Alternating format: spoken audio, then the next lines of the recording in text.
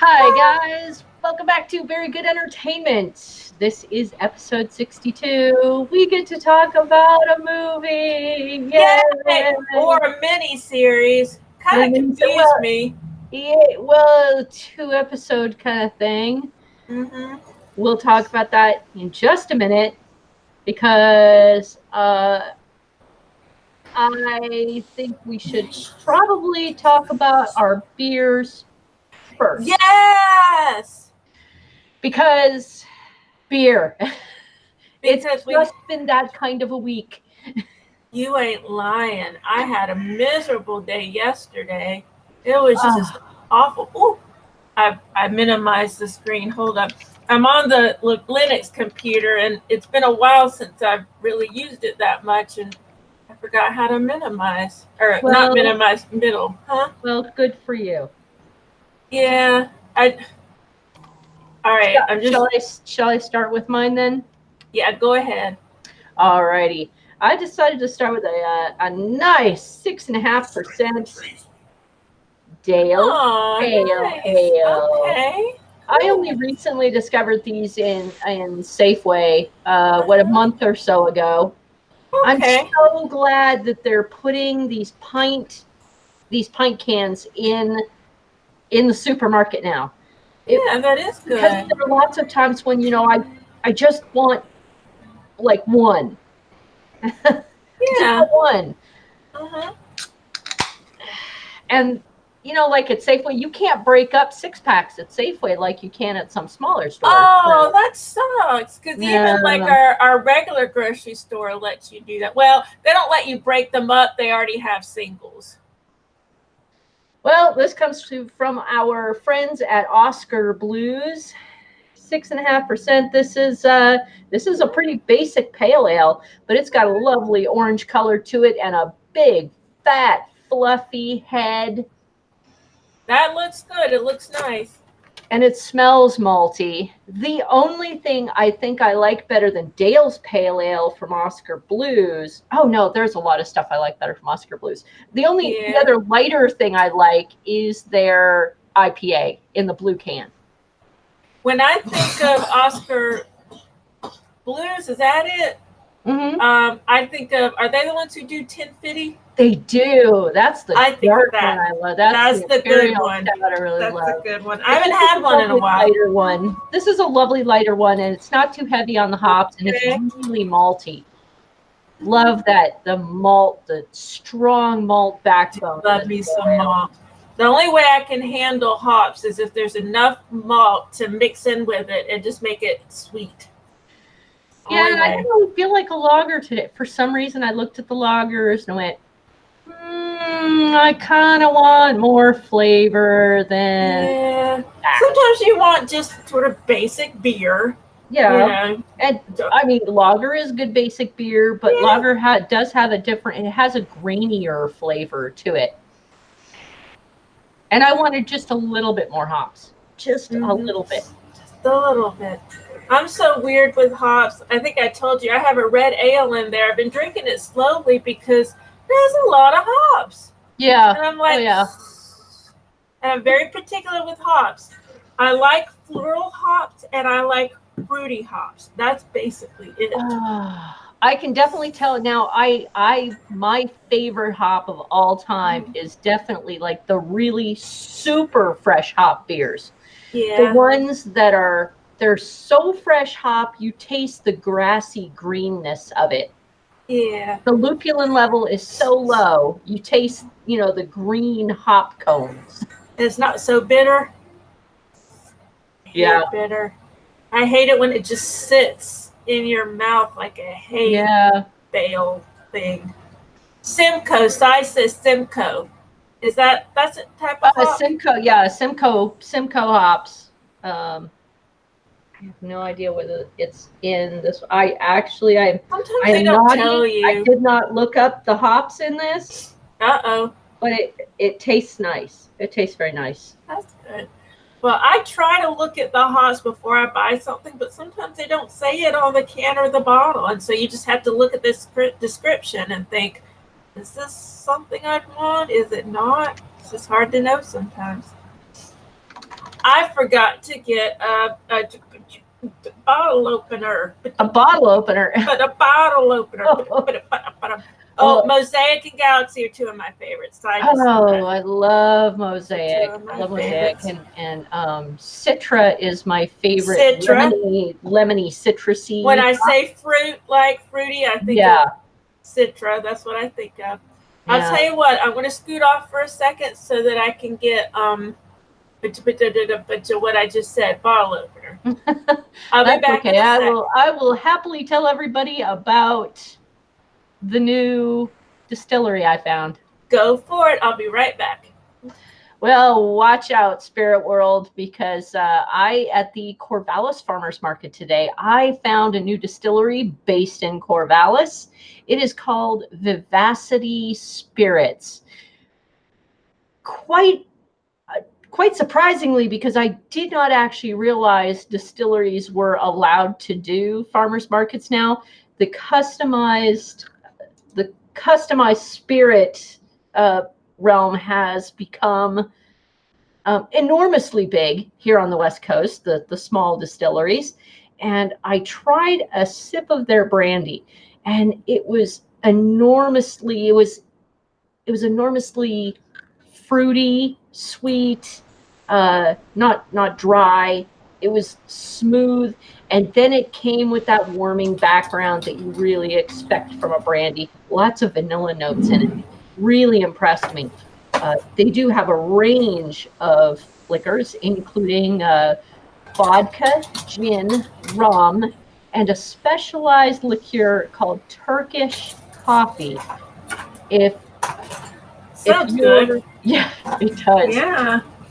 If you're into coffee liqueur, that sounds absolutely amazing. And based on the quality of the brandy that I tried, anybody who's into spirits would definitely be interested in that. The prices range from a normal $25 for a bottle of vodka to about $30 for the gin and rum. The Turkish coffee liqueur, I believe, goes up to about $34 or $35. So if you're interested in that, go to vivacityspirits.com and you can read all about them. You can read about each of the spirits in turn. And I was really impressed because this distillery was started by a woman. Neato! Cool! Caitlin, awesome. And I really hope I pronounce this right, Caitlin Pruitt is the owner and half operator. Okay. Glasses up to you, Caitlin. It is not an easy world out there, and I'm so happy to see that you are making a go of it. I really hope that your company just digs in there and becomes enormously popular. There is mail order available. If you look on the website, they do have the ability to do mail order, not from Oregon, but from other states, if you'd like to purchase from other states. Yeah, a lot of time with that, you have to be present when they deliver. That's one of the reasons why I never do mail order alcohol, because I'm not home. And so yeah, exactly. It's so difficult. It's nice. The Trios brandy came from started with Pinot Noir that came from the Willamette Valley, and then was aged for 2 years in oak barrels. Okay. We also have a musket brandy, and I have no idea what that tastes like, but like a musket? I'd assume that's musket grapes. I was thinking like the just gun. As good. What was the gun they used in the Civil War? Wasn't that a musket? Oh yes, different. Musket grapes are different. Not musket, muscat, musket grapes. Oh, it might taste like gunpowder. Some people might like it. Who knows? I believe musket grapes are a lighter grape, so they probably give you a lighter flavored brandy. Okay. But I love a full flavored brandy. I love the warming effect. I love all those rich vanilla notes that you can get. Delicious. I've ever had brandy. Don't think is it so it's like a dessert alcohol? Well, Okay, so you know the pictures of the big dogs, that go up and down the snowy mountains with the little barrel on their collars. Yeah, what they have in there is brandy, because that's the effect. Is it makes you feel warm from the inside out. Oh, how Yeah. cute! So they carry it because they're transporting it, or it Well, makes them they feel were warm. they were the icon rescue dogs, trying to keep people Uh warm. huh. Yeah, Okay. they would I carry love a little Saint Bernard. Saint Bernards would Saint carry that. Bernard. Yeah, Those are a little some barrel on their collar to keep people, so that people could drink a little and feel warm. That's always good. Fun fact: I've played with 4 dogs today, as I do Oh, every Saturday, and 2 of them were little baby toy puppies. They're toy dogs that are babies, and they're so cute. And one of them, he's a Chihuahua, but he doesn't have the apple head. He has more like a head you think you'd see on another dog. oh So yeah. he looks like a miniature version of just a regular dog. But he's like this long, and he's so cute. Oh, I love them so much. And the other is I think Maltese something, maybe Yeah. Pomeranian type thing or something. And they're so little and so cute, and they love me, and they're jumping all over me and tumbling all over me and kissing me and licking me, and they're just so cute. I love them so much. All right, so I got a bottle opener, and I don't know what it's the one that Cy sent me is here somewhere. I've just got so much stuff that I can never find anything. But so I got this, and I kept the price tag on this so I could remind myself that when I drink this, I better freaking enjoy it. Remember, I went to Beer 30 a few months ago? Yeah, I And remember I lost my head. Well, this is the most expensive thing I bought. This may be the most expensive bottle of beer I've ever bought. that. Ooh, boot. You see it? No, All right. no. $26.99. I Well, I know. mean, we've paid pretty heavily for some of our beers, but I mean, they're special beers. This is Funky Buddha, and Funky Buddha is my favorite brewery ever, ever, ever in the whole world, ever lived, ever walked, ever breathed. My favorite. The love. I can't tell. What does it say? The Love Below. Below? Is that Below. like BELOW? That's what it looks like. Whoa. Imperial Stout. They had me at Imperial Stout. Aged in Cabernet. Sometimes I don't like. Oh. Sometimes I've had beer that's aged in wine bottles though, and sometimes it tastes too fruity to me. But we'll see. And bourbon barrels with cherries, chocolate. You have me at cherries and chocolate, and natural flavors. The cover has a little angel with a boombox. That's Pretty cute. cool. Yeah. So, without further ado, this is from their Living Barrels series, which is the expensive ones, and the ones you don't really get unless you're at a specialty shop, which I was.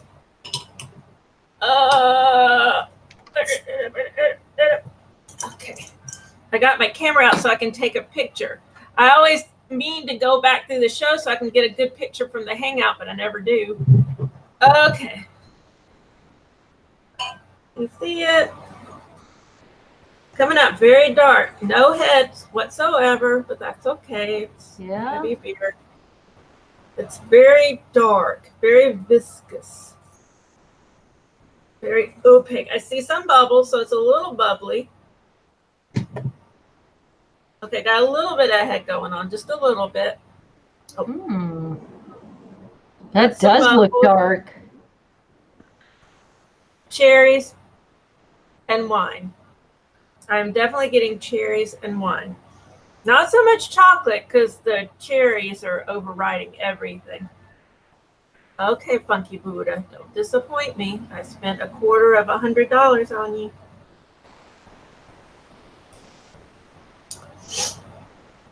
Tastes like a lot of Imperial Stouts I've had. I get the twangy fruit taste. what it tastes like. It tastes like someone took a what was the what we talked about the other day? Creek. Oh, creek beer. Yeah, it tastes like someone took a creek beer and mixed it with an imperial stout, which is fine. That's good. So that sounds pretty tasty. It is pretty good. I definitely get the cherries. I don't so much get wine, which is fine. Like I said, sometimes when people mix wine and beer, it tastes funky to me. It tastes funky, it tastes weird. But this just really tastes like cherry stout, but a really rich stout, not a pale, weak stout, a really hearty, rich stout. I'm not sure I would spend $26 again. While it's very good, I would say I could get the same type of taste and feel from another beer. There are other beers that are just as good, even on Funky Buddha. What I'm trying to say is, instead of paying $26 for one bottle, I would probably get another Funky Buddha 6 or 4 pack that I know I like Last Snow, and spend $11 for a 4 pack. Yeah. Or maybe like $15 for a 4 pack. That's what I'm trying to say. As much as I like this and it's good, I can get as much enjoyment from something that doesn't cost $26 for a bomber. That's what I'm trying. That's definitely that. Your beer right now sounds like it would be classed in my Game of Thrones beer collection. Those things you save for a special occasion. So you grab it when you can, and you save them. Yeah, I mean, it's going to go on Untappd, so I get the bragging rights. I'll take the price tag off. They don't need to know how much I spent. I'm going to take a picture. Even though I know I can get the picture from the Hangout, I probably won't go back and do it. So I'm going to get a picture now so I can check in. Oh, maybe I won't. Let me come over here. All right. Well, I'm gonna do the same thing. Take a picture of my Dale's Pale Ale and with you in the background, and then you can be famous all over Untappd. How about that? All right. I gotta take the flash off. It didn't need the flash. Oh, that was a good one. You look great in this photo. Thank you. Cool. Okay. And I'll check into that so I can say, look, I did this Funky Buddha that no one else had. Ha ha. I'm bragging to no one because no one else cares, but I care. Oh, Cybernaut, I would not pay $80 a bottle for brandy. Ooh. Some people would. Some people would, but supposedly there's a French pear brandy that's really good, but it's $80 a bottle. If you have the money, if you can comfortably afford it, go for it. Because one time, this was years ago, I was in Total Wine and I was waiting to go to the bathroom, and for some reason they have the bathroom right next to the cabinet with the really expensive beer. So that's an accident waiting to happen because you have to go through it to get the bathroom. So somebody's gonna be like, I have to pee. Oh, crack. You know it's gonna happen. Get out of my way. I just had Taco Bell. Crack. So I was waiting for the bathroom and I was looking at the cabinet with wines in $1,000 bottles. I know, and that's one Total Wine. Think about all the Total Wines in the world. Wow. I mean, okay, supposedly this $80 pear brandy is because they grow the pear into the bottle. It's in the bottle? It's grown into the bottle. That's kind of crazy. That's amazing. I've heard of doing that. How do they do that? It's a very drunk pear. My godless pear. A pear. And I'm happy. Woo, party. Everything went pear-shaped because I got drunk. That's definitely like a specialty thing. I mean, if I'm just looking for a brandy to drink, I'm not going to pay $80 for it. That's not what you would call a table brandy. No. I have table wines. Yeah. Everything I drink is table. When they talk about table. You know what? I would have absolutely no problem paying $30, for a bottle of Vivacity brandy. That stuff was delicious. no problem. That'd be fantastic. Sai asked you if you've ever had Habu sake. I don't like sake. I know I hate to disappoint listeners. I don't like sake either. I've tried it many times. There may be a sake out there for me, but I haven't found it yet. I haven't found it in a Japanese restaurant, so if there is one, we'd probably have to go to Japan to get it. Which is weird because I love whiskey. I love whiskey neat, but I don't like sake. To me, sake seems oily and it's uncomfortable to drink. It's off-putting. I mean, I've tried it multiple times, and I just can't get into it. I'm like, I don't get it. Give me the Sapporo. I'll take a Sapporo if I'm in a Japanese restaurant. We've actually been getting Sapporo lately because it tastes like a Beery beer. It's clean, It's a nice, clean lager. Yeah. Right. Mm-hmm. It makes me happy if I'm in a Japanese restaurant. Yeah.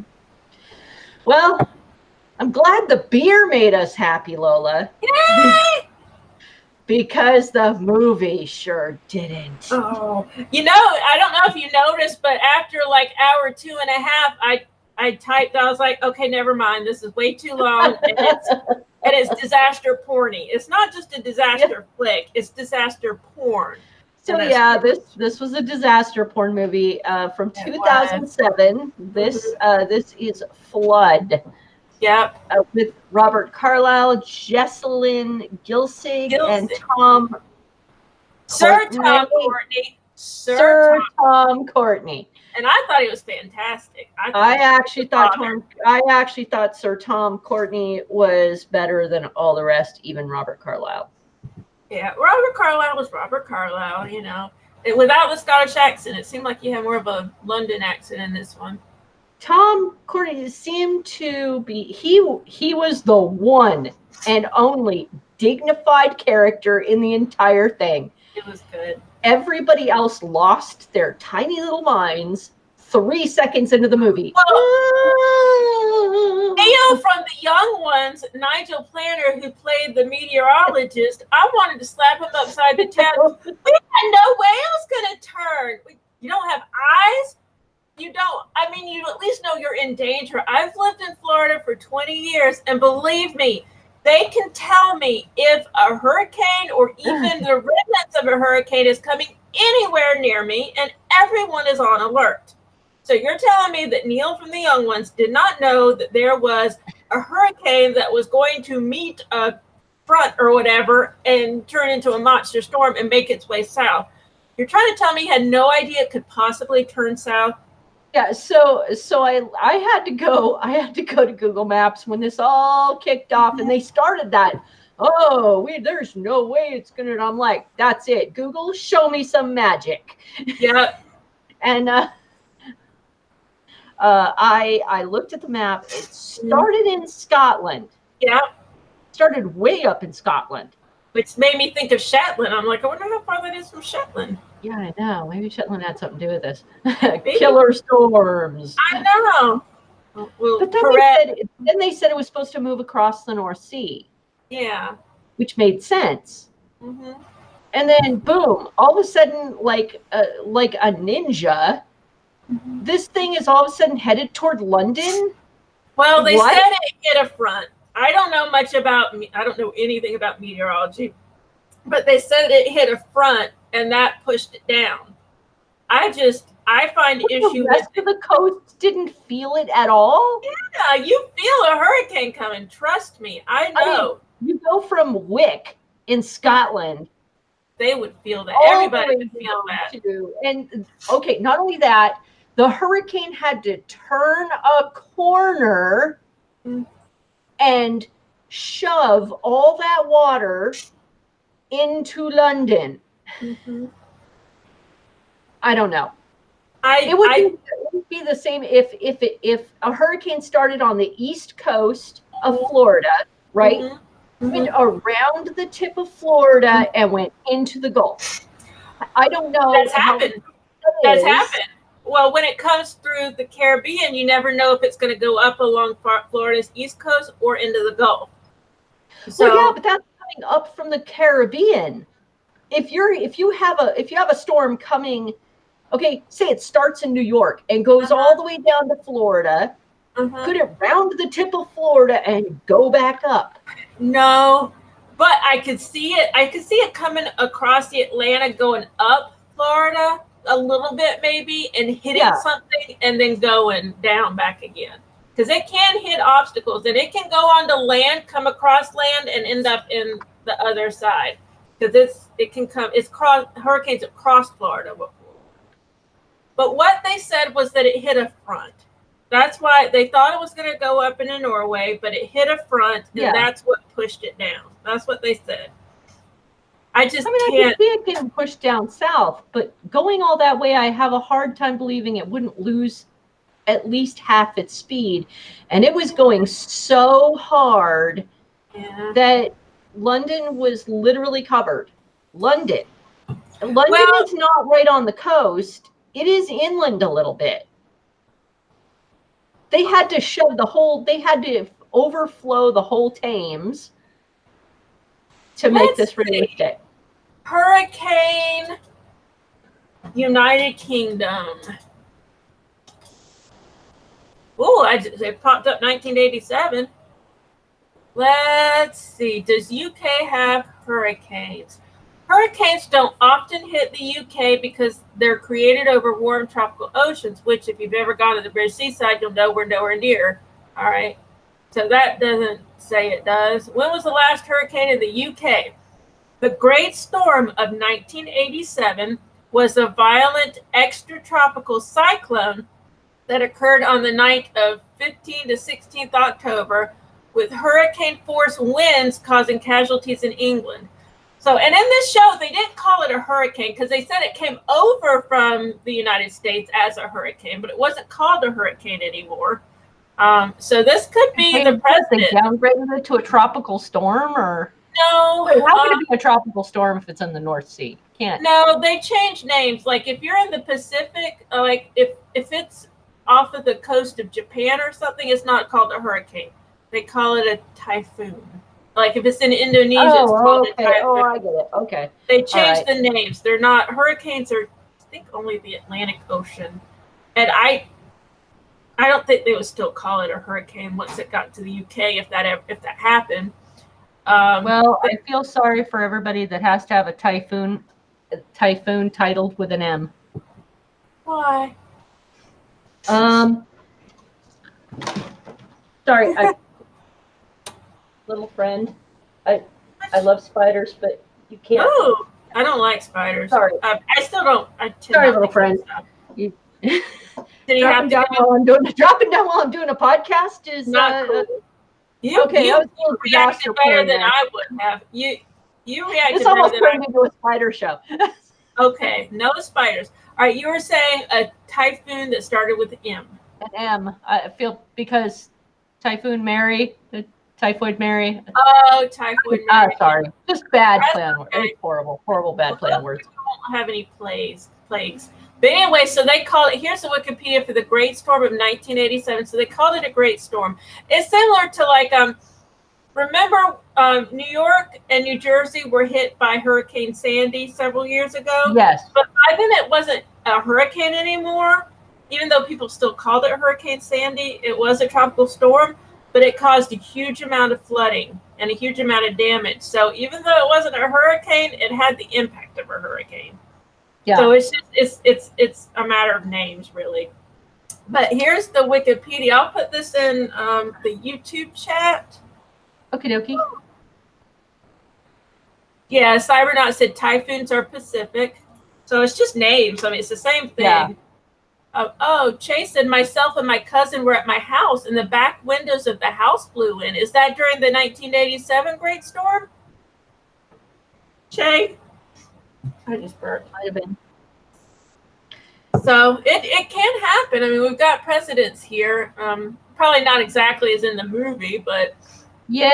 I mean, so I mean that you put notes down for the barrier.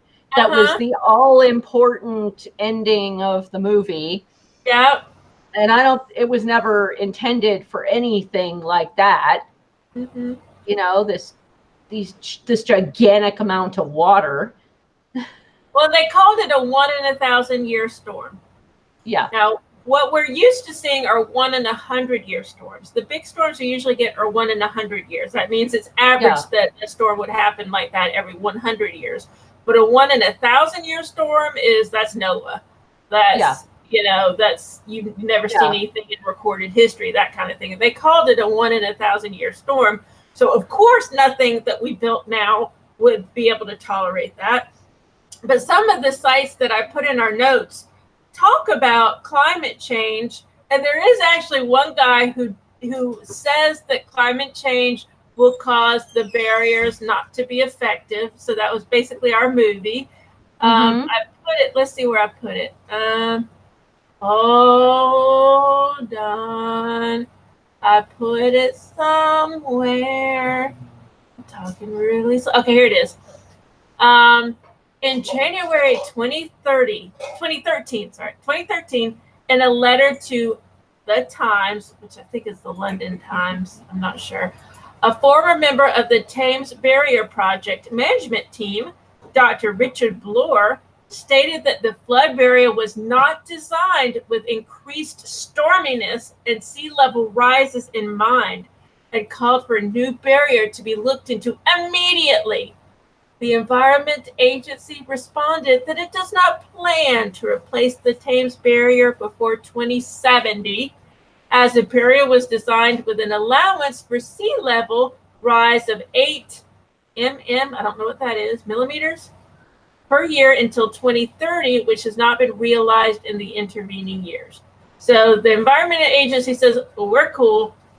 Dr. Richard Bloor, 6 years ago, said, we're not cool. So that's basically our movie. I guess that's where they got the movie from. Yeah. Well, no, this was in 2013. The movie was 2007. Well, yeah, but surely scientists were saying similar stuff before then. I mean, no, this is not enough. No, it is not enough. It is enough. Has anyone seen how much the ice up north is gone and added to our oceans lately? Maybe we should recheck this. When you think, I mean, they have the freaking North Pole is up there. I mean, we know from Fortitude. I mean, that they got serious ice up there. Yeah. And as that melts, it's going to add to the sea, to the North Sea, and then to the English Channel.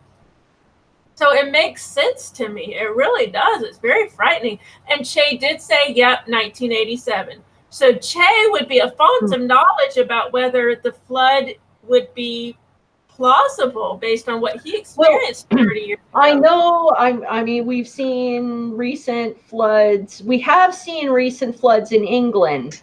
Okay. But those were from the rain itself, just the rain itself, not just sea level rise.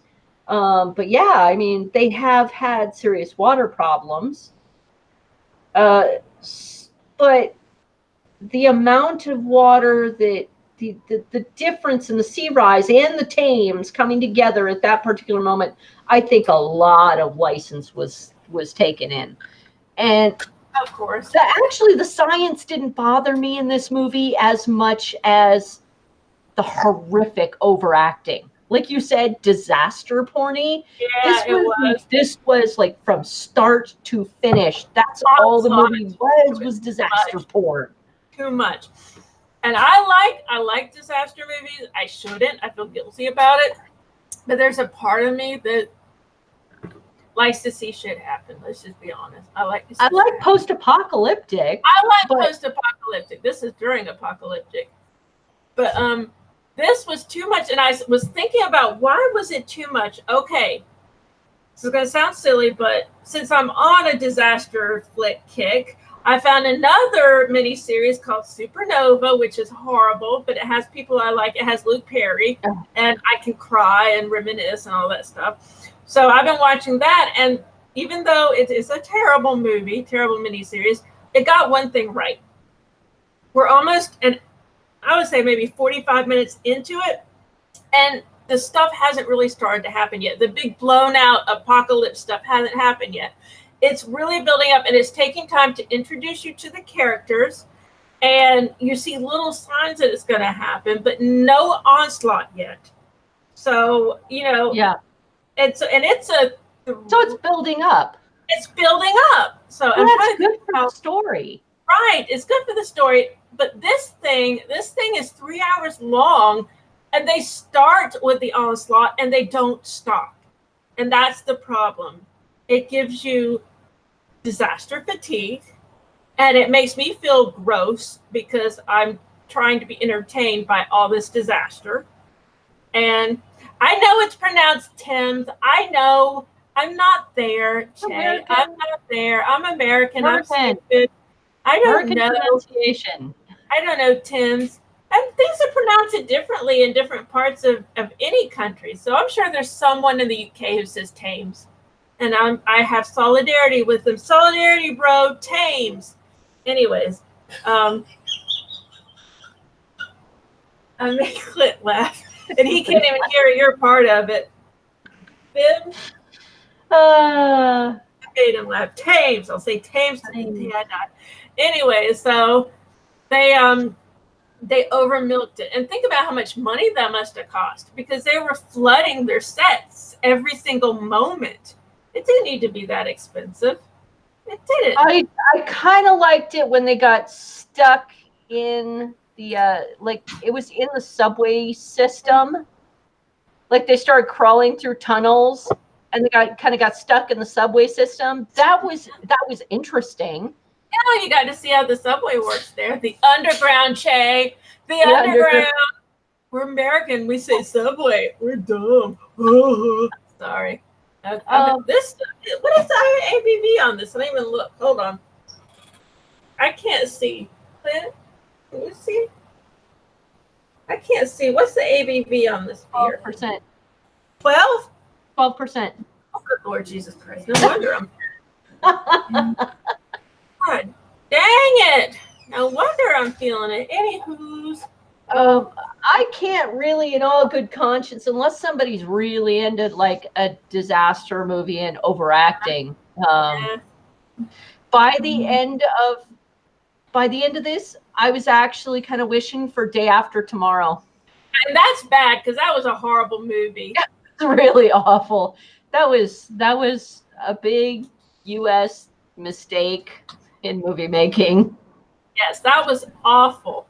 And Jake Gyllenhaal, I haven't forgiven you yet. But that was, I mean, that's the age of the big spectacle movie. You know, people love their spectacle movies. And I like spectacle movies, but they don't have to spend what they probably spent on Day After Tomorrow. Yeah. I think you could have done the same thing in a little rubber rowboat, a couple of fake wolves, and a couple of ice cubes in a glass. You'd be good. It would have been good, exactly. And just in your living room, just start yelling at each other about what books to burn. Come on, save $100 million. And when I watch disaster movies, they're usually like sci-fi movies, SYFY, the Saturday Night Specials for sci-fi. Yeah. And I don't expect them to be great. I like for them to be watchable. There is a difference between a decent sci-fi movie and a bad sci-fi movie. I like them to be watchable, but I don't expect them to be great. Yeah. Luckily, this movie did bring up a few valid points. I mean, what if you literally couldn't get to higher ground? A lot of people, well, they said, this is what made me feel gross after a while. They were talking about the casualties, and they weren't really reacting. I mean, we're talking about thousands of people. So what's the projection for casualties? 200,000. That made me feel gross. Smack me across 200,000 from that's a small city. That's a small city right there. Yeah, that made me feel gross. The entire of London, I couldn't even imagine. I mean, I was shocked. I was shocked when we lost so many people in the last storm. Right. Or think about 9/11. And also they made the point in the movie. They said New Orleans can't compare, and that made me feel gross because I'm like, don't bring New Orleans into this because New Orleans was real. Suffering. Yeah, New Orleans was real. Don't bring this into it. That made me feel gross. I'm like, don't. But Summernaut yeah. said bad. Summernaut says bad movies start with Ice Cube wearing glass. I think I like Ice Cube. He's the one in the Friday movies, I think. I get mixed up. I like volcano movies too. I remember Tom Hanks was in a volcano movie in the 90s, and I liked that. It was what's the Washington State volcano? St. Helen, Mount St. Helen? Mount St. Helens. I think it was about that. What, Clint? Joe versus the volcano. Joe versus the volcano. Clint told me. I liked that movie. But you know what? I like them, but then I start to feel gross when I start to realize how real it is. And then I feel guilty and weird and wrong. Well, I mean, there is no volcano under LA.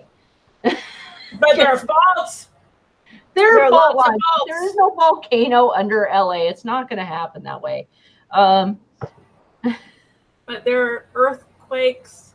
Earthquakes are another disaster. And earthquakes can cause tsunamis.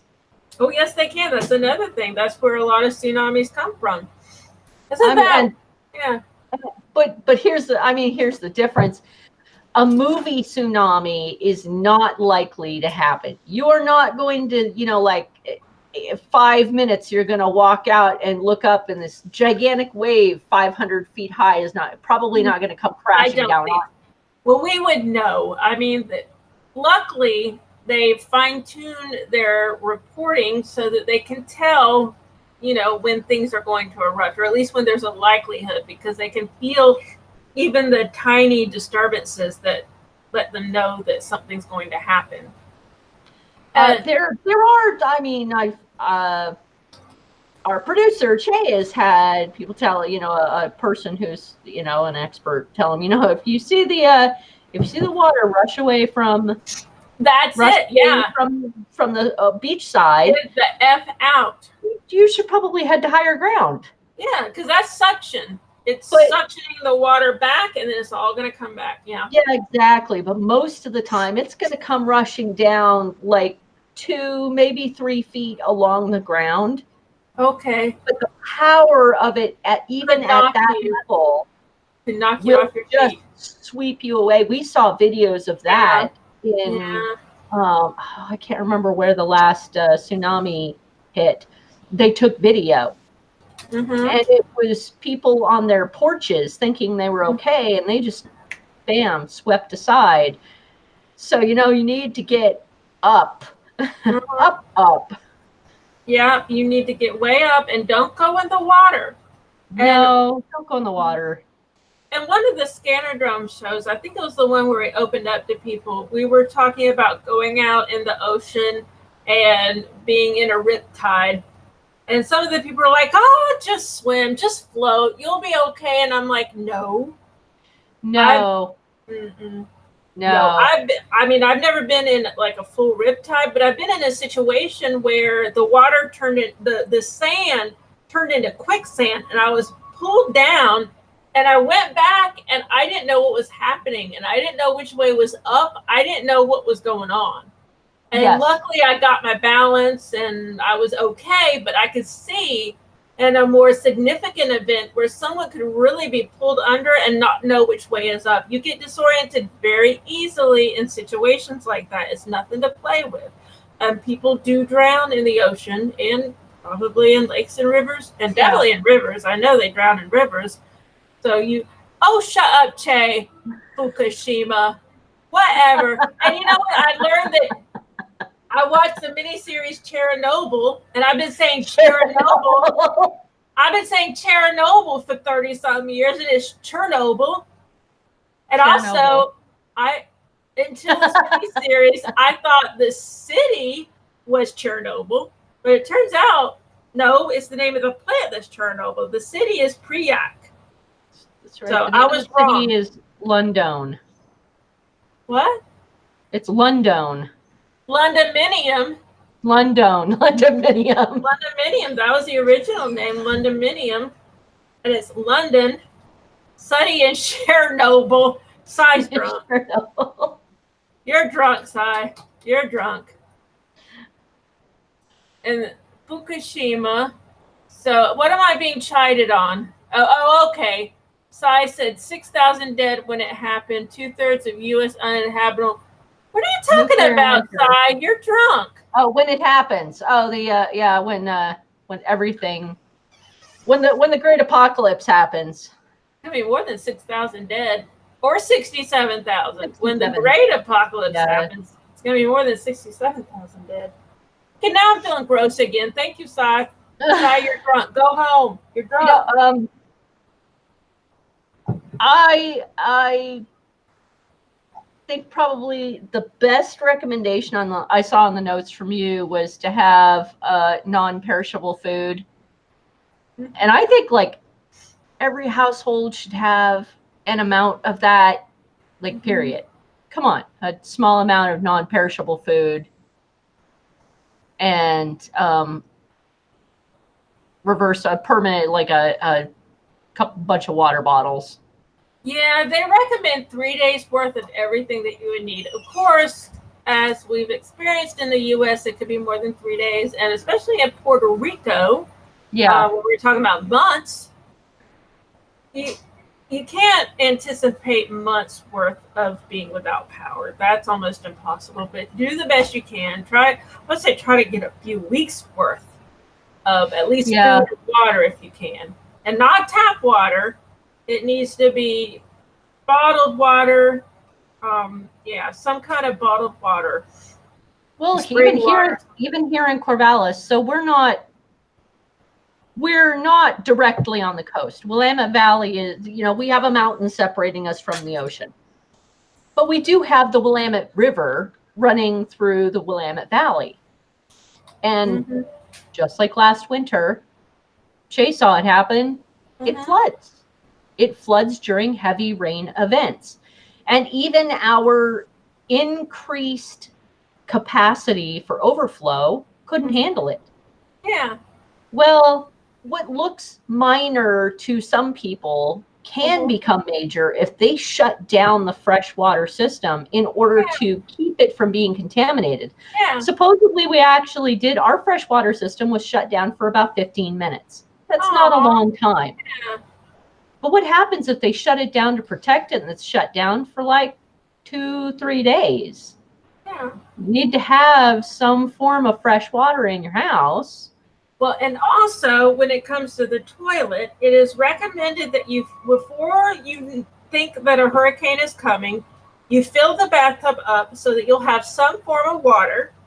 And if the water goes out, you can still use the toilet because you take the water from the bath and put it in the toilet, and that triggers it to flush. Okay, well, I mean, I have better ideas. I mean, you should just basically do a chemical type toilet. Okay. For disaster situations. Okay. A bucket filled up with, I hate to use regular cat litter, but regular cat litter can do, or clumping cat litter. Sweet Scoop is nice. Some of the newspaper ones are nice.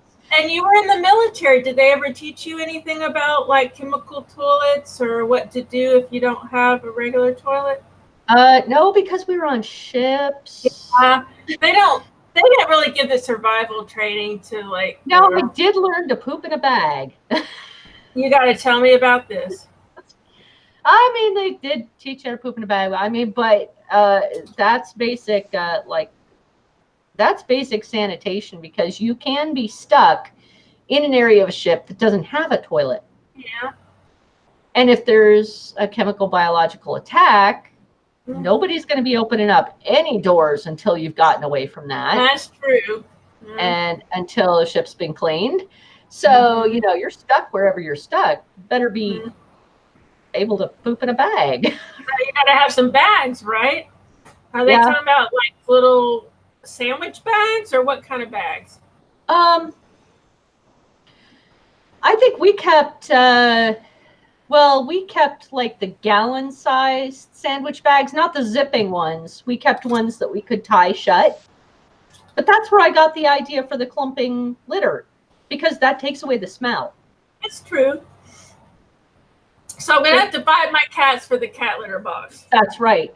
Use the kitty litter box. use a kitty litter box. It's far more sanitary than a potential not being able to use the toilet. Say, well, I say I'm going to win, but then I think about my cat Virtue. So sure, it's a nasty little piece of work. What exactly are you doing in my litter box? You know that's mine, right? The whole garage is hers. Oh. The whole garage. She spends a lot of time out there, which is why she's so filthy. But yeah, she likes the garage, so that might not go over well with her. I might have to get my own cat litter box, and it'll be mine.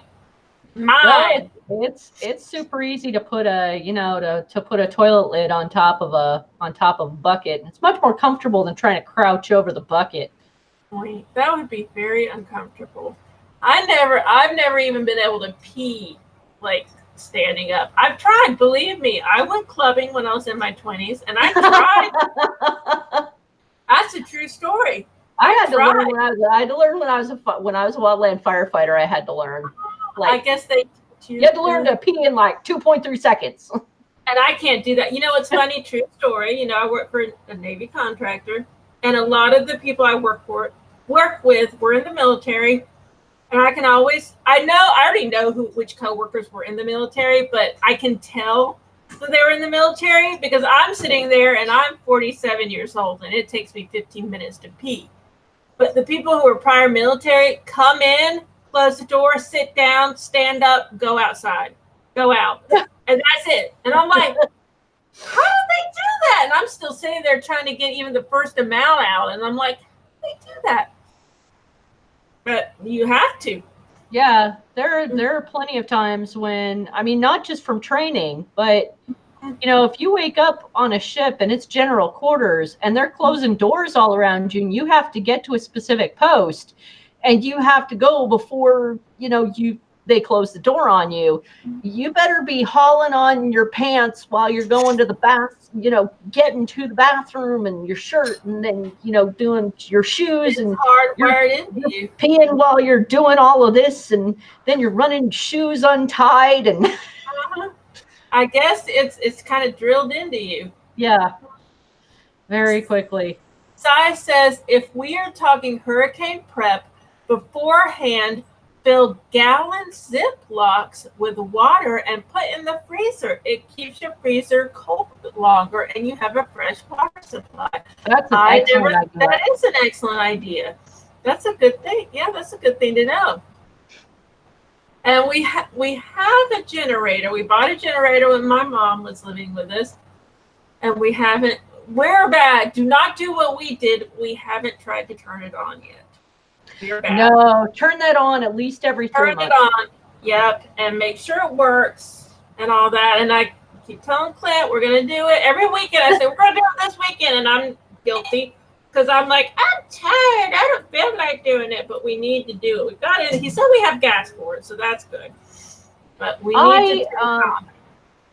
I usually recommend that people pick up the diesel generators. Okay. Simply because when the gasoline runs out, what people in local areas are going to be making will be diesel gas. Okay. So you'll have more access to it. Yeah, because you can make diesel gas fairly easily from cooking oil and leftover oils. Okay. So if you're in a super disastrous situation where you're really cut off, you can make diesel gasoline. It's diesel fuel. It's just a little trick that may get you a little farther along. One of the things I'm grateful for is that we're within a few miles of all of Clint's extended family. Oh, that's good. Yeah. I'm very grateful for that because, you know, if I were on my own, I would probably be lost. But we have a lot of resources just within a few miles of us, and I'm very happy for that. I'm very grateful. So that's good. Another thing for storm preparation that I'll bet people do not think of is insurance. And a lot of people out here have learned the hard way because if you are in if you're in a floodplain here in Oregon, and there are quite a few floodplains, you can't get insurance for floods. You can't get national flood insurance? You cannot get national flood insurance. Because if you are in the floodplains, there are sections and they're mapped out. If you're like, there's the A zone and I think B zone. Yeah, if you're in a high, what am I trying to say? Okay, the 12% is getting to me. But if you're likely to be more affected by hurricanes, then you need flood insurance. You need, or at least wind insurance. You have to have flood insurance. There are ways to report damage not as flood damage if you have had damage, but that's something you'd have to check with your lawyer about. Be careful about that. If you're a renter, go over your rental insurance contract. It probably states that you're good on floods. Probably not always, but probably. I'm going to interject. Okay. Now, I don't know about the West Coast, so I can only speak to the East Coast. Almost all of the homeowners' policies do not include flood insurance. Oh, no, not homeowners.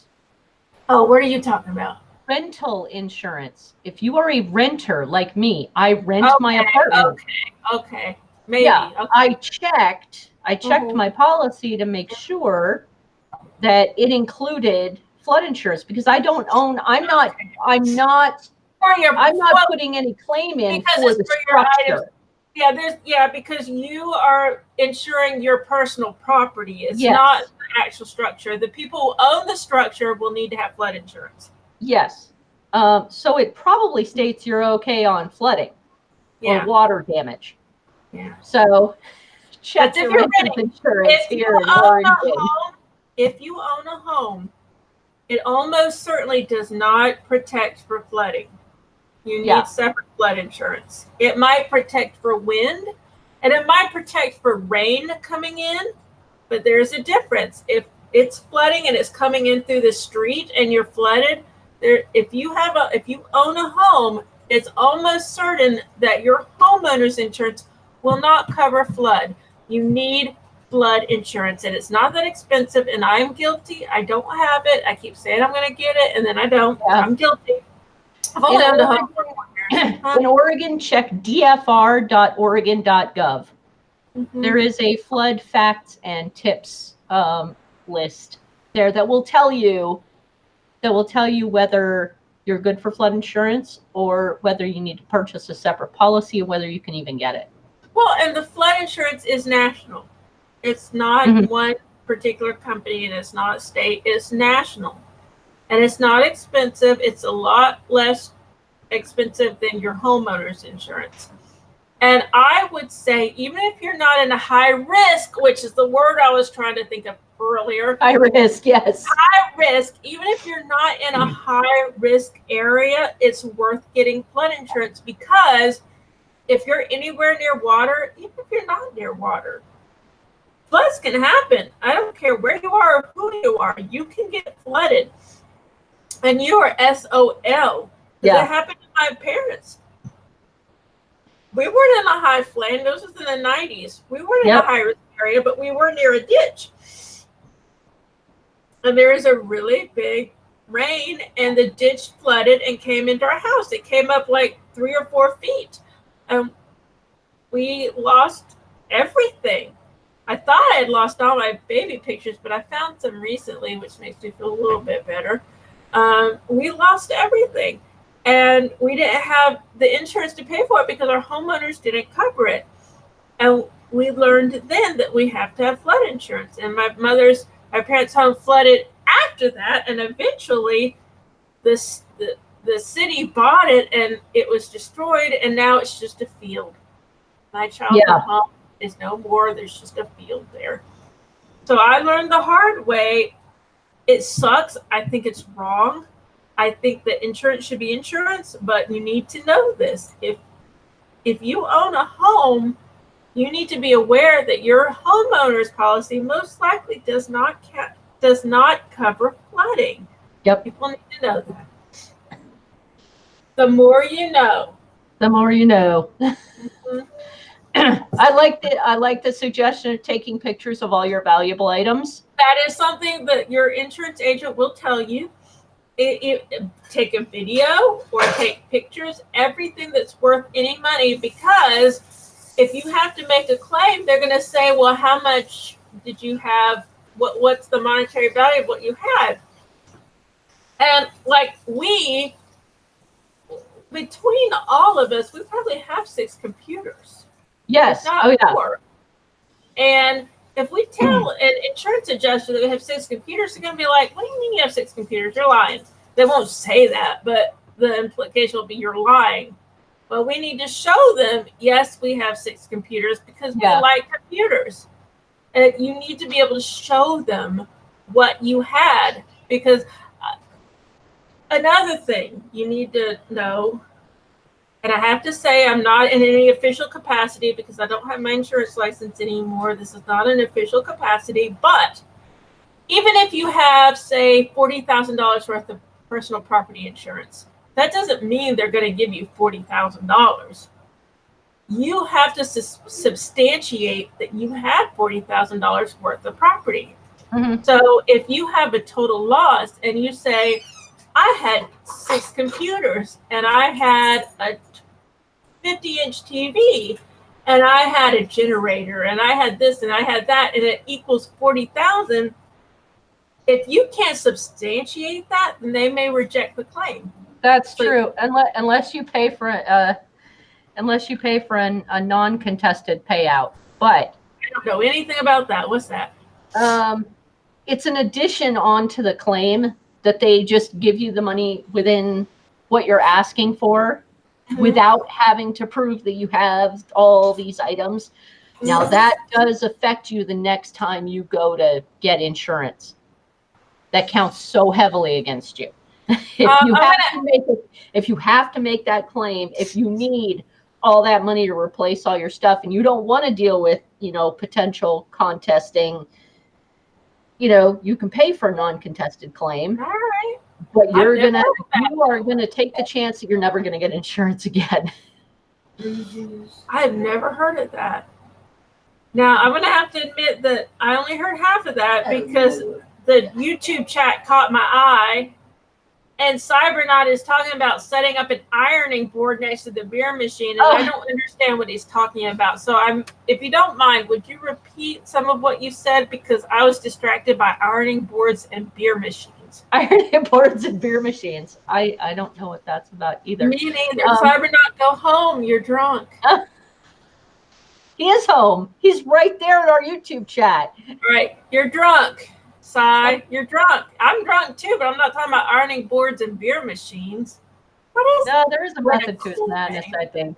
No, there's if you pay for if you pay an extra fee onto a potential claim. Okay. You pay that extra fee every month. Yeah. In order to say, if you come to, like this, a terrible emergency, tragedy, and you decide I need that whole chunk of money and I can't take the chance that they're going to say no. Yeah. You pay the extra so they will give you the claim. They will write you the check. Good. That sounds like awesome. But there's a chance you will never get insurance again. Why? How would that happen? Because you become such a big risk to the insurance system. Asking for that, you may never get insurance again. And that's another thing to remember. It's a game. I don't want to say it's a game because I don't want to get mad at me. But it's a gamble. Bet. It's a gamble. They're betting against the fact that you will ever ask for any money. Right. And if you ask for money, they're going to look at you again. And they have the power to not renew you. That's a thing. They cannot renew your policy. They can cancel you and not renew you. And they don't have to. That is true. Mm-hmm. So So Cybernaut says in Okinawa you have beer vending machines. When there's a typhoon, you are trapped in the barracks. The only source of beer is that machine, and you don't want to be the dumbass that jams up the bill changer with a wrinkly bill. So use crisp bills before you put it in the machine. That, I never thought about that because, well, usually with vending machines, if you put in a wrinkly beer, wrinkly. If you put in a wrinkly bill, it rejects it. So we're used to it. This is what happens when you watch bad disaster porn and drink 12% beer. Good 12% beer, but 12% beer, you got that one right. So normally our vending machines reject wrinkly beers, but Cybernaut, I'm drunk too, but I'm not making sense. And neither are you. So have you've tried putting wrinkly bills into a machine? I mean, I haven't even used bills. I haven't used bills in a vending machine for so long because you're going to be the next Black Mirror episode. Because, what? Really? Yes. Because you're of the digital age and you don't use the old system. And I am Battlestar Galactica. I am Captain Adama who didn't use the digital technology, and I survived. Okay, who's from Day After Tomorrow and knows how to break into every vending machine out there? I don't. Do you? Right, I do. All right, I'm sticking next to you because I want my Mars bars. I want my Mars bars and the beer. If we can get to Japan where they have beer and vending machine, how cool is that? We don't have beer. We don't have. We have had in the U.S. I think 2 beer vending machines, and both of them were at like events where they had to be taken away afterwards. Oh, okay. So it was a special thing. It was a special thing. I would love to have beer vending machines here, and I would love to use my phone to to get it to prove my age and. Yeah.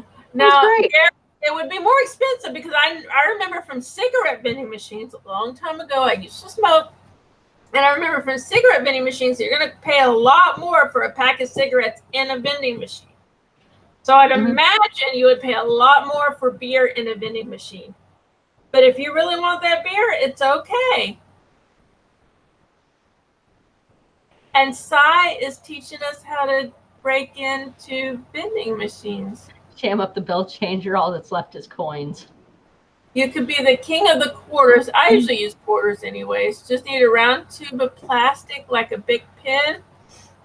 I remember cigarette machines too. Yeah. Well, I remember looking at the cigarette machine in a Chinese restaurant. Mm-hmm. And with the pull tabs. Uh-huh. You put in the quarters and then you pull the tab for whichever cigarette. You get your Marlboro or whatever you're gonna get. Mm-hmm. Even though I've never smoked. I remember the cigarette vending machines, and I remember the very last one I ever saw was when I was like, 22. Okay. I was 22 the last time I saw a cigarette vending machine.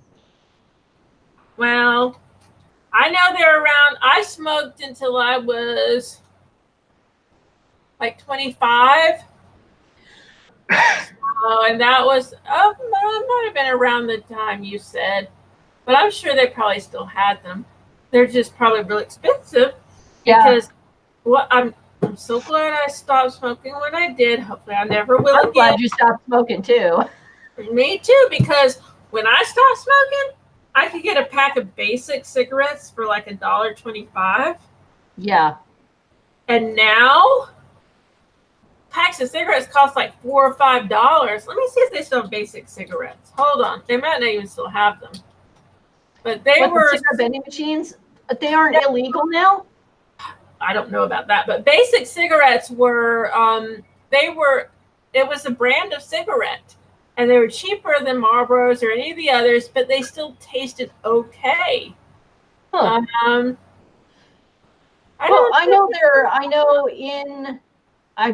not sure about the UK. I know actually maybe it is the UK where You can't have decorated cigarette packs anymore. Really? They have to be plain label. That's interesting. That's probably smart because I grew up with Camel cigarettes with Camel. Do you remember? You remember? Camel Joe, right? Yeah, because I used to smoke Camels. Yeah, that was what kicked off the whole thing about marketing cigarettes to kids. And Camel. Yeah. Yeah, I used to smoke Camels. My poisons were either Camels if I could afford them filtered. I never did unfiltered because that's gross, but filtered. And then if I couldn't afford them, basic. See, I never smoked. I tried smoking once in my life, and apparently I am allergic to this. Really weird. Like the size of the smoke particles made me choke. Yeah. Like I couldn't handle it, and I wound up like in the back of an ambulance, wondering where my next breath was coming from. Yeah, so I've never attempted smoking. Che had his last cigarette on the 27th of May in 2012. Good for you, Che. It was really hard. I understand much better watching him go through. It's an addiction. And I can tell you right now, I quit smoking 22 years ago. And right now I'm thinking, God, I would love a cigarette. I'm seriously thinking that, God, I would love a cigarette. If a disaster happens, that's probably a good time to quit smoking. Or it's a good time to keep smoking. No. If it's a disaster, it's a great time to quit. No. Well, because everybody's going to be in a bad mood anyway. So nobody's going to know the difference between you being addiction angry and us just being mean. No, I'm gonna disagree with you. There is a difference between regular angry and addiction angry. I'm going to tell you this right now. I love my mother. You know I love my mother. I think you've known me long enough to know that I love my mother. When I was in my early 20s, I smoked. And I remember staying at my parents' house. You know, it was normal. You stay for a week or so during Christmas or whatever. And it was really cold. And so I didn't want to stand outside to smoke. And my mother would not let me smoke inside. Yeah. So I tried to go all day without smoking. And by sometime in the evening, I was so twisted in my feelings that I picked up a remote and I threw it in my mother's direction. I didn't hit her, thank God, but I threw it in her mother's direction because she wouldn't let me smoke in the house. Oh. There is a difference between regular anger and addiction anger. It is a twisting of the soul, a twisting of the chemical responses in the brain. It is twisted and sick. And there is nothing a person can do to feel their way through it or talk their way through it. It is a chemical addiction. Mm-hmm. I would say it's no different than heroin or cocaine or something. It is a chemical brain addiction. And there again, I've never tried heroin or cocaine. Yeah, I won't go into that. That's for another show. I believe that I've never been addicted to anything but cigarettes. Mm-hmm. And I was addicted to cigarettes.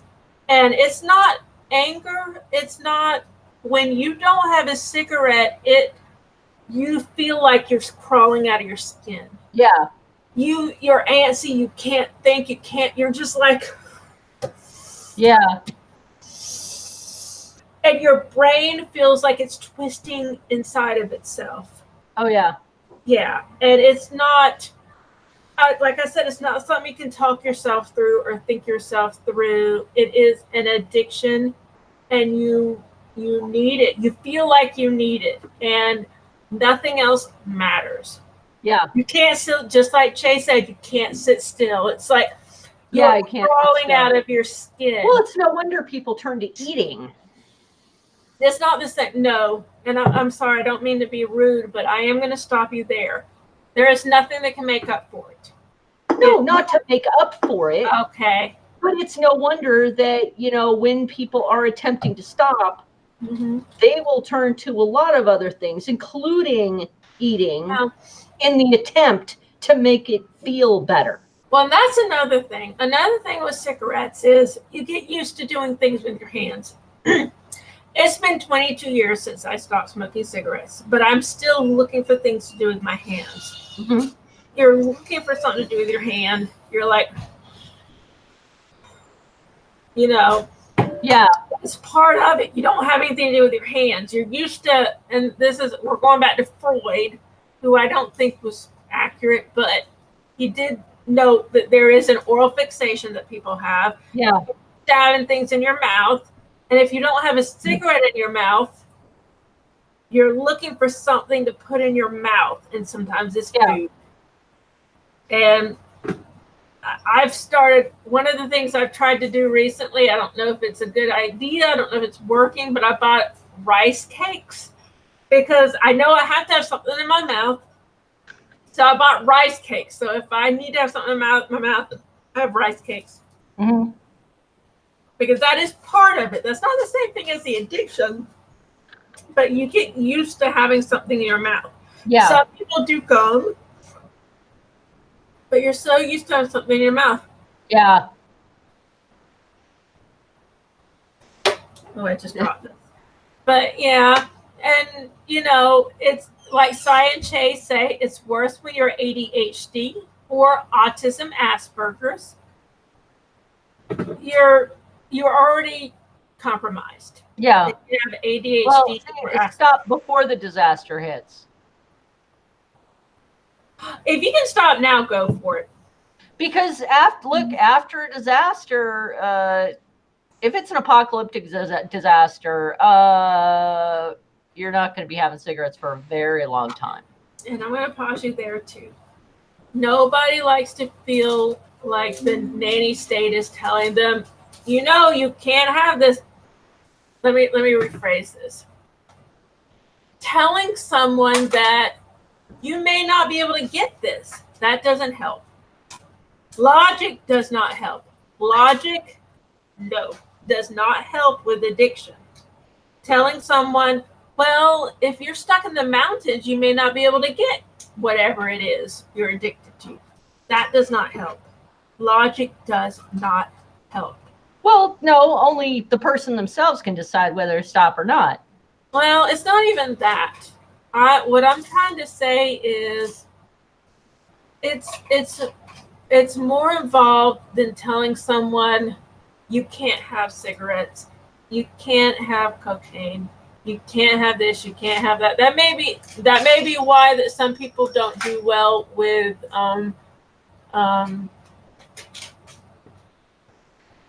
rehabs. Jay said the best thing that ever happened to him was the smoking bans. Well, maybe he's right. Okay. Okay, well then maybe. Okay, so did they ban smoking where you were, Che? I think just like here in Oregon, in public places, they start banning it in public places. Now here, it's extreme here. Like, so in our apartment complex, you have to go all the way out to the street in order to smoke. You can't smoke in your own apartment? You cannot smoke in the apartment. You cannot smoke near the apartment. You can't even smoke near your garage. You have to go all the way out to the street to smoke. And that's legal to tell people here that you cannot smoke on the property. Well, you can't smoke in restaurants. You can't smoke in bars. You have to be 10 to 15 feet away from any building in order to smoke. That's okay. I get it because you're renting your place. You don't own it. But it's there's nowhere on the OSU campus that you're allowed to smoke. Can't smoke in high schools, of course. Public buildings like courthouse, you got to be out by the street. Well, that's understandable. Well, and here in Jacksonville, Florida, you can't smoke in most public places. I don't think they've said that you can't smoke in apartment buildings. That's different.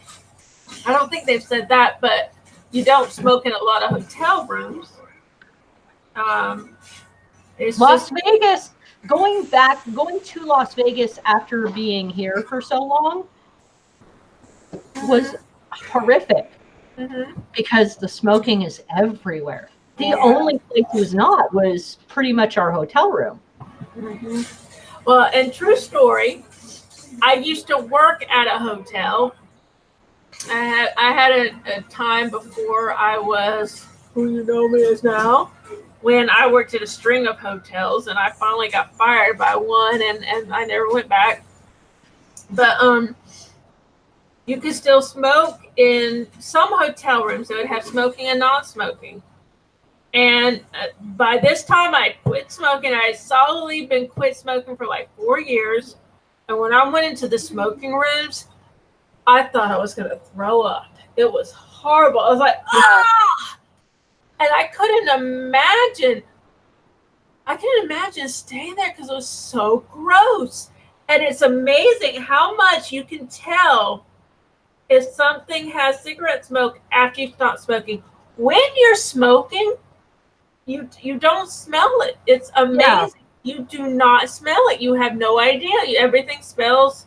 It all smells the same. But when you stop smoking and you go into something that's smoke infested, you smell it and it's disgusting. And Cybernaut is right. Addiction is a bitch. And that's why I try very hard not to blame an addicted person, or at least I try to show them sympathy. Because it takes over your sense of self. It takes over your logic. It takes over everything. It rewires your brain. Addiction is a bitch. And it takes prisoners. And it keeps you as a prisoner. And I mean, if you have not been addicted to something, you can't know what it's like. I'm not kidding with this. You can't know what it's like if you've never been addicted. That is true. That is very true. It hijacks your brain. It really does. It hijacks everything. It hijacks every piece of humanity you have. And it's horrible. I can think of something better than addiction, though. What? Blackadder. Blackadder, Blackadder, something. Blackadder. Because apparently, well, according to your article in the Mirror, yeah, it's coming back. It's coming back. What? 30 years after it first started? 30-something years. It's set to return one last time as a one-off special. That would be awesome. Now, did it say where it'll air? Is it something we will get? I didn't even read the article. I saw the headline. It says the filmmaker Richard Curtis is keen to have the notoriously anti-authoritarian character played by Rowan Atkinson become a grumpy old man. I can see that. I would love that. That'd be great. Here's an article. This may be different than the one I sent you. It's from the Radio Times. Let's see what it says. Blackadder returns. Richard Curtis, who does a lot of other stuff. Richard Curtis did Vicar of Dipley. He did Love Actually. He's done a ton of stuff. Jesus, gorgeous Rowan Atkinson and Tony Robinson reunion. Let's see. So, and he did 4 Weddings too. Let's see what this says. He would love to see an older Blackadder hating on young people. I could see that. Yeah, he told the Daily Star, the thing about Blackadder was it was a young man's show criticizing older people, saying how stupid those in authority were. So I did once think if we ever did anything again, it should be Blackadder as a teacher in a university about how much we hate young people. And that actually would make sense because we're of the generation where we're not the oldest generation, but we're not the youngest generation. And I find myself going, I hate millennials. Millennials are stupid, and whatever generation comes after them. They're silly. This is ridiculous. And so I can see myself like hating on younger generations. Blackadder is me, basically. So oh my God, these young drivers, they don't know what stop signs are. Right, and they don't know how to have respect for anything. They have no work ethic and all that stuff. But, Blackadder usually does a certain period in time. I guess, would a new one be like 21st century? Would that, the new Blackadder, would he be like, yeah, he would be Mr. Blackadder, and maybe he works as a traffic person in the street. Yeah. He's a traffic cop. And he's like, I hate you. Stop, stop, stop. I could definitely see him being a cop. And he would pull over people and he'd be like, I said stop. Why don't you stop? Are you smoking the reefer?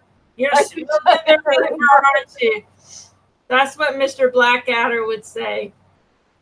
Mr. Edmund Blackadder, huh? The show's writer Ben Elton previously hinted the show could return for a 5th run, saying it will never really be finished. Blackadder is not finished. We'll never officially close it down. Ever. I would love that.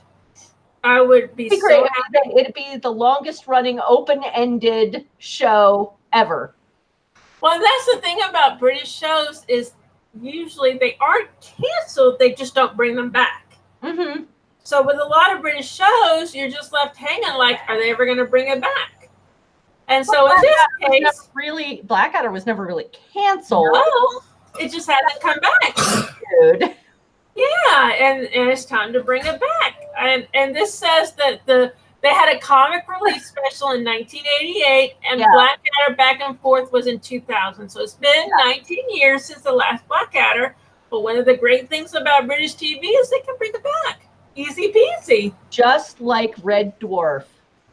Red Dwarf and Blackadder, the 2 shows we can count on forever. Yeah, it's awesome. And Doctor Who. Doctor Who. Which should be coming back. Does it come back in 2020? I wonder when it comes back. Don't know. I don't know.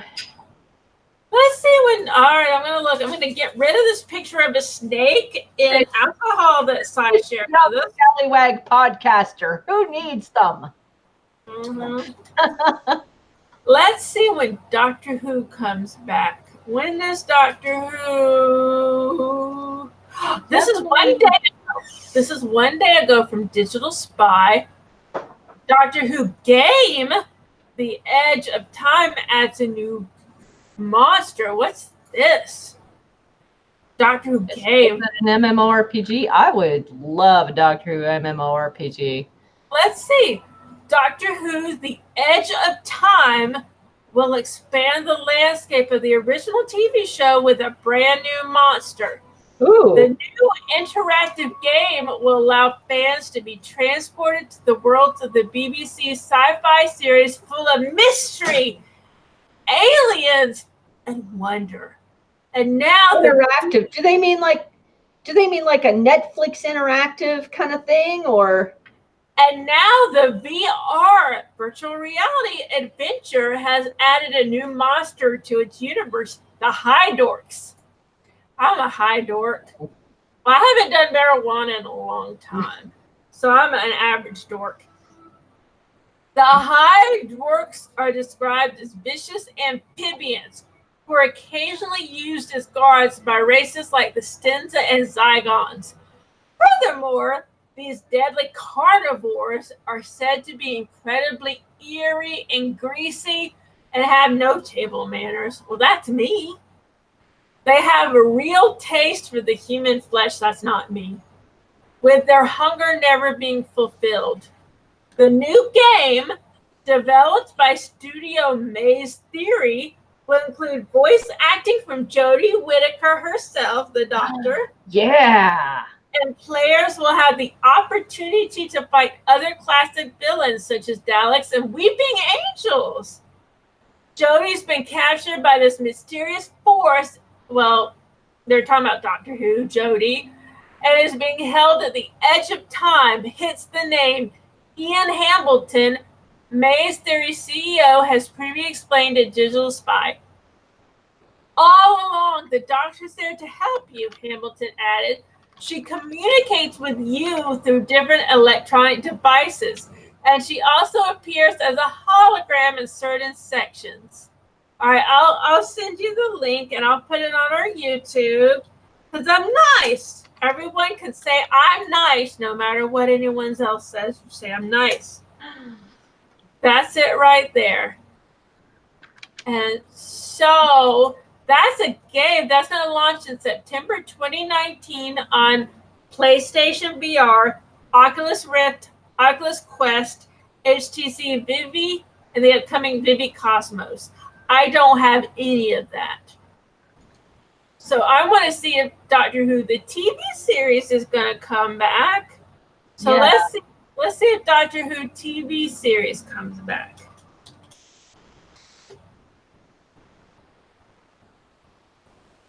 News.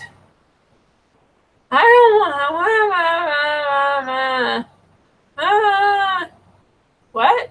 Oh, hold on. This is from June 27th. This is Digital Spy, and it's June 27th, 2069. God damn it! I keep trying to put us in the future. 2019.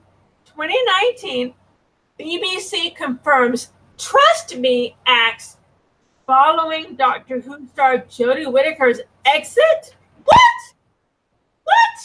We thank the brilliant cast and crew. Oh, BBC medical thriller "Trust Me" has been axed after just 2 series. The first nailed the Doctor Who question, though. I'm so confused. Okay, Jodie Whittaker was in it. That's the problem with doing Google searches when you're on a live show. Yeah, I know. You think you're reading something related to what you're talking about, but you're not.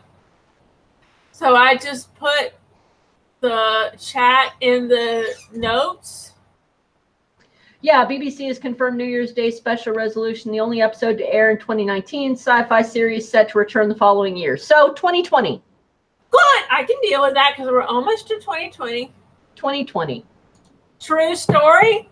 I got confused as to when the presidential election was going to happen because we're having the Democrat debates. And I was thinking that we were going to have the general election in November this year. And I asked Madam A when the general election was, and she said November 2020, and I got very depressed. I got very sad. And I'm like, why are we doing all this stuff now? Why are we worrying about the Democrats and all this stuff now? Well, the primaries have to happen first. When do the primaries happen? What primary? It's just going to be one Democratic primary. The primary is just for each party to choose when does the Democratic primary happen?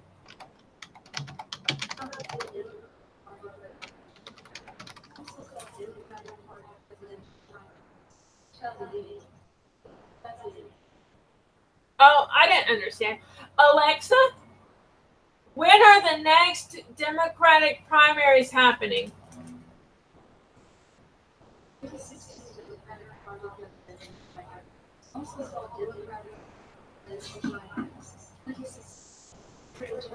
Yeah. He's talking about the 2016 election. From February to June. So 2020. So it starts next February. And June of 2020. That's 8 months away. Yeah, exactly. But look how many Democrats. Yeah, I know. Look how many we have. I'm going to tell you right now. I watched both nights of the Democratic debates, and I've seen several articles since then about what's true and what's false in the debates. And before you decide on anybody based on what they said in the debates, you need to look them up. Because what they said in the debates was almost certainly not true. They lied. Yeah, there's a lot not true. They'll say we won't hear a lot of truth until until later on when what they've said has been challenged. Yeah. Right now, this is for us to get a feel for them. And then after Iowa is the big main one, then a lot of them will drop off because a lot of them will lose money. I hope so. Well, all right. I'm not the biggest Biden fan in the world, but I feel a little bad for him because I read an article where one of his bigger contributors has severed ties with him based on the debate. Who? Biden. Oh, well, I don't feel bad. I think. Sorry. Don't say you're sorry. I don't feel bad because I consider him all right, he did a lot of good moves with Obama, but I still consider him supportive of racism. I don't like it. That's what the article said. Yes. And that's supported what Kamala said, that he was against busing. He was against. No, he wasn't against the busing. He was against the way the busing happened. He was against the fact that the federal government jumped into it. Now, the fact is that the federal government had to jump into that, or we might not have the equality we have today. The government has to come through and support the equality that we demand. We know enough about our country to know if you leave it to the states, we'll have segregation in at least half the states. And I am saying, as a Southerner, 100% through and through, most of the segregation will be in the South. And then even states themselves will wind up packaged into little pieces of segregation. And that is not the America we need or want. No. We still get whole America, and right now we don't have it because there are so many places that don't accept people belong. Well, and even in the places where you would think it would be accepted, it's not. Even in some of the northern states, it's you belong in your neighborhood, I belong in my neighborhood. There's still unofficial segregation, and as long as there's still unofficial segregation, we need a federal government that says people can live where they want. Yeah. We need that. Yep. We need to know that we can technically at least live where we want, even if we're financially prohibited from living there. We need to know that technically, by law, we can live there. We need that. Yeah. Now, see, there are things that have happened in previous elections. Like Biden has frequently been a favorite front runner in the early days. Yeah. But he's never stayed the course. No. So, no, I'm not wasting my time on him. And I hate to say this, I felt in the primary. Let me start over. In the debate, I felt like Kamala Harris had held her own, but I went and read some articles. I don't know much about Kamala Harris. I wasn't aware of her until a few months ago. But if you look at her record in California, it's not great. So before people vote, look up the people you're going to vote for. Research them. Make sure they are who you think they are. Make sure they stand for what you want them to stand for. I'm saying that for anybody, not just any one particular person. These debates really kind of gave us a look at the personalities of all these people, and like at least three quarters of these people could not stand up to other people on the stage. That's something our president must, as our president, be able to stand up to other people, especially in a global forum. You have to be able to walk up and tell Russia, look, what's up? We're not going to do this. And I will say this as a person who thinks she's on the spectrum of autism, as a person who's pretty sure she is, I would not be a good candidate. Because some moments I'm good. I will walk up to you and say, you effing suck and I hate you. You shit, you need to go off and do whatever. But then there are other times where I'm like, I don't know, I don't want to deal with anybody, I hate everybody, leave me alone. So as someone who is, I think, on the spectrum, I would not be a good candidate because I'm not consistent. I'm saying that because I think the person who needs to be president needs to be able to walk up to someone, look them in the eyes, and stand up to them every second of every day. We need that consistency. And then still be flexible enough to say, but if you want to come to the negotiating table, here's my line, don't cross it. But here are my items I'm willing to discuss. They need to be able to say, I am a human and I have empathy. Yeah. And I can understand people's plights and I can look at the situation and make decisions based on the situation. It's a fine balance. Yeah. They need to be two people, basically. They need to be a hardliner, but they need to be understanding also. And that's not easy. And that's not everybody.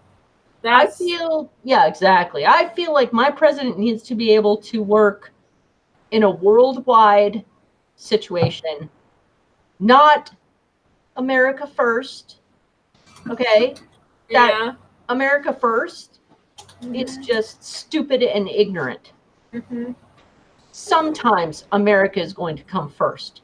Yeah. Sometimes America is going to have to stand in the back of the line because other countries are going to need what we have, and we're going to have to, we're just going to have, whether we like it or not, we're going to have to be flexible enough to recognize it.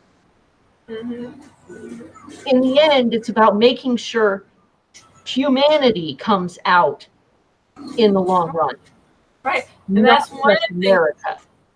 And that's one of the things I've had a problem with over the last few years is some people think America first. No, humanity first. We're humans. And that's what makes it really interesting when we see sci-fi shows. But like iZombie right now. I love iZombie. And the issue is zombies versus humans. Yeah. And I'm like, well, damn, because the humans are united, black, white, Asian, it doesn't matter. The humans are united against zombies. And I'm like, well, shit. Because I've always been like, humans together. And I'm like, well, sentient beings together. Yes. We have to think about all sentient beings. That's right. We need to all be together. And sometimes we're gonna beat your butts in the trade war. Yeah. Sometimes gonna get our asses whipped. Well, and speaking of the trade war, doing it. Do these people understand that Star Wars apparently hinged on a damn trade war? Yeah. Do they understand that? Every time I hear trade war, I think about Star Wars. And I'm like, you mother effers. You started Darth Vader. You started all of that with your damn trade war. We don't want any trade wars. And I think trade wars, I'm using that in a euphemistic sense.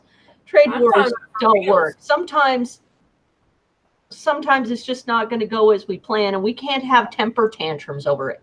We have to have a president who's going to go, we didn't win that one. But we still have this line, and you can't cross it.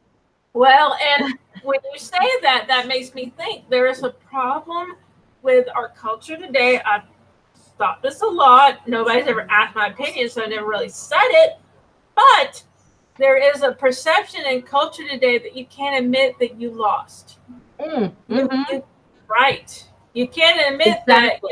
You can't admit that someone else is right. You're right. You're right about that.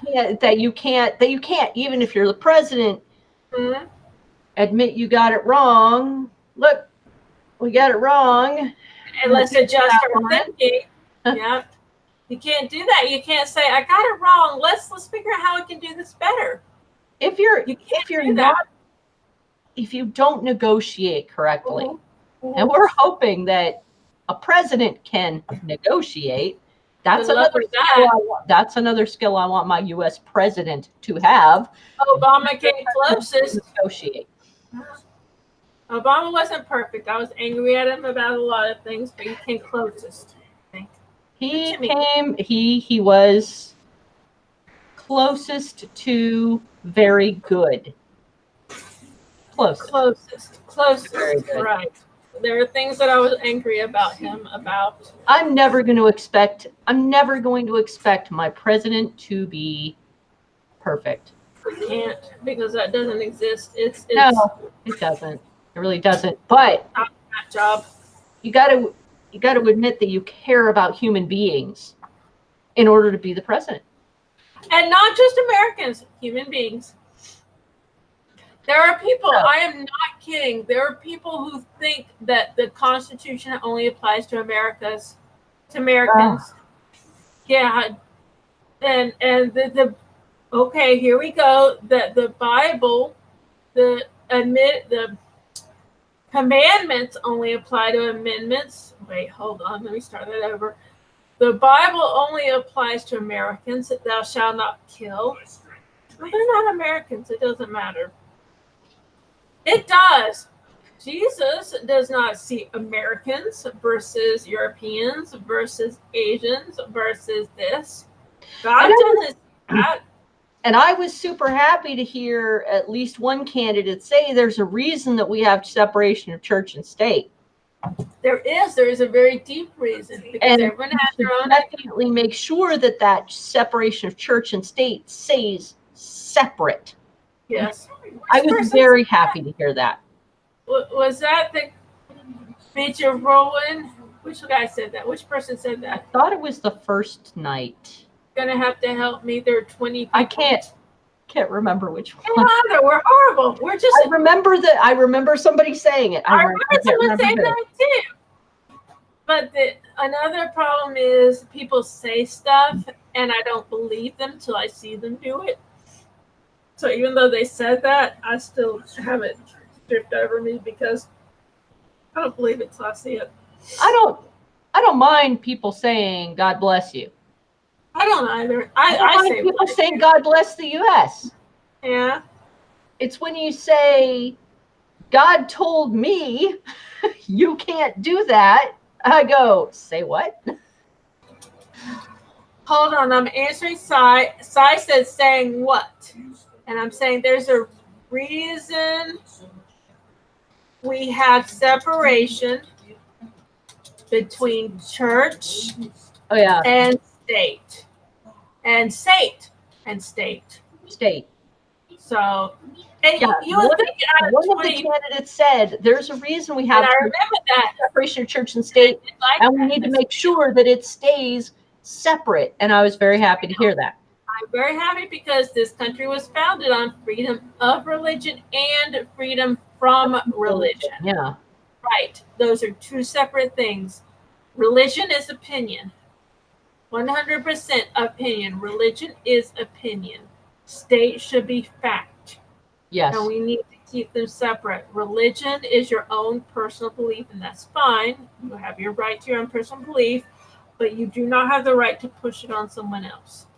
So state should have nothing to do with religion. That's why we shouldn't have the amendments. No, hold on. I'm okay. Hey, Lola, you're drunk. I should go home. You should go home. I got home. But you are home. You're here at Very Good Entertainment. You're home. This is all I have left of my beer. In the loving bosom of your friend's arms. We love you. True story. My boobs are different shapes and different sizes. I have two. Okay. Every single woman on the planet has two different sizes. Raise your hands. Who has two different boobs? Two different sizes of boobs. Two different sizes. Two different shapes of boobs. Yes. Two different sizes. And every single time, this boob pops out of the bra. Yes. This boob is fine. This boob is fine. Every woman, every person who has ever had a bra, who has always wished, gee, I wish that I could get a custom bra. And this one was smaller. This one was bigger. This one always pops out. Now, I'm going to be fair to you, little boobie. Fair. I also have scoliosis, which means that I'm misshapen in my spine. So it could be that my boob is popping out because I'm misshapen in my spine. So I stood up for you. Don't let anyone tell you I didn't stand up for you. I'm on your side, little booby. I'm on your side. So, but this one always seems Right, women, stand up for your boobs. I do. I'm tired. I'm not going to stand up. Let's stay right here. But boobies. Anyways, Cybernaut said he is very symmetrical. You know what, Cybernaut? You may say that, but I bet you're not. I bet if you really measured someone, go to a chiropractor. I'll bet one of your shoulders is bigger than the other. Right. I know that if Shay says he agrees, I'm not symmetrical. I have scoliosis. I think Shay is agreeing with Cybernaut that the government should not have anything to do with women's bodies, marriage, or anything that has to do with the privacy of your home, so long as no one is being hurt. You're right about that. That is true. Leave me alone if I'm in my home and I'm not hurting anybody. Which is one of the reasons why when we talk about go back to smoking, if you're not allowed to smoke in your rented apartment, that does bug me a little bit, but I do understand it's not, you don't own it. Someone else owns it.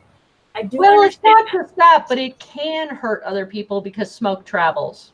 That's true. And it'll bug somebody when you stop living in that rented apartment. If someone else comes in, it's going to bug them. Yeah, it's going to bother them too. And so I do get it. It bugs me a little bit for that reason, but I also understand it. And you know what? The sign of genius is being able to understand two things at the same time. Two things that seem to contradict each other, being able to understand them both at the same time is a sign of genius. So, Linda, you and I are both geniuses. Geniuses, absolutely. You heard it right here from Lola Denise. What's my last name? Laracy? Do you have more than one name? Oh my goodness, my mother has more than one. You know that my real given last name is not Laracy. Don't you know that? I'm trying to protect your privacy. That's probably good because I work for the government. By the way, I don't know if you read this yet, but I said in our chat, one of the scariest phrases in the human languages is, I'm from the government and I'm here to help. Oh, yeah. That's what makes it gross. Yeah. So I work for the government and I try to keep this separate from that because... Well, they may take away our cigarettes. They may take away our alcohol. They can never take away our Humble Bundle.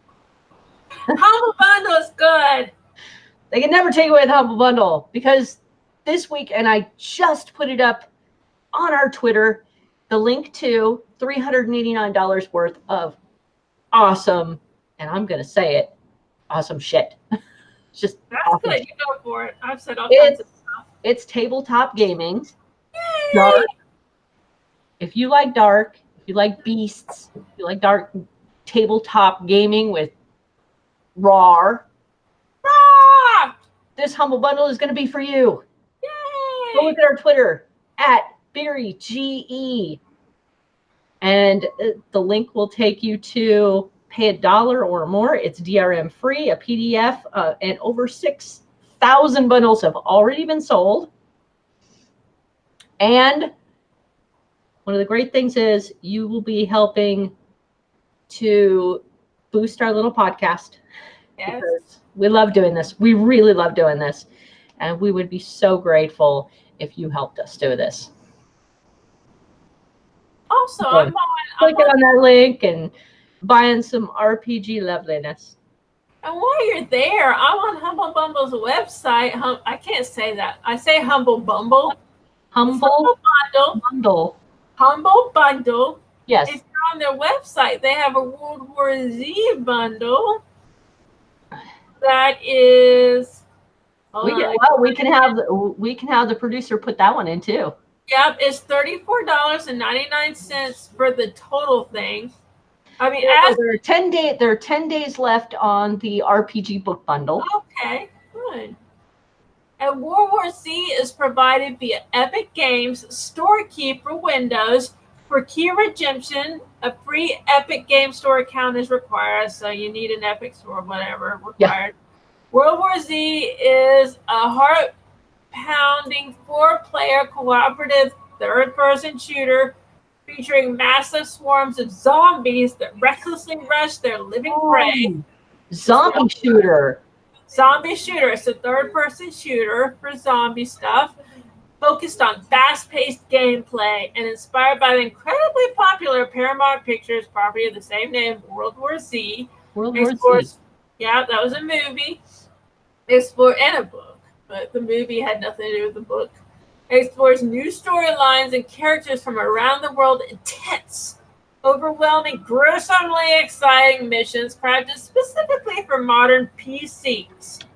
So if you got a Humble Bundle, the requirements are a CPU Core i3, which is like one of the older ones, or AMD A10-5700, RAM 8 gigabytes, OS Windows 7 and layer. So I guess it's not for Linux, which is sad. Well, don't count it out, because we do have if it is on Steam, we do have Proton on Steam. Okay. And if it's not on Steam, then there are some other programs that might help us play it on Linux. And if you're a Linux user, you already know those programs. Don't pretend you don't. Be honest with yourself, if not with us. So yeah, it looks like if you have the minimum requirements for most games, you can play this. And it's a Humble Bundle. And with the Humble Bundles, usually if you pay the least amount, you get less than other things. But if you pay the most amount, you get the most. And the most is $35, and the least is $1.75. So go look for it. If you go to humblebundle.com, you'll see it on the main page. World War Z, zombies, third-person shooter. People love that crap.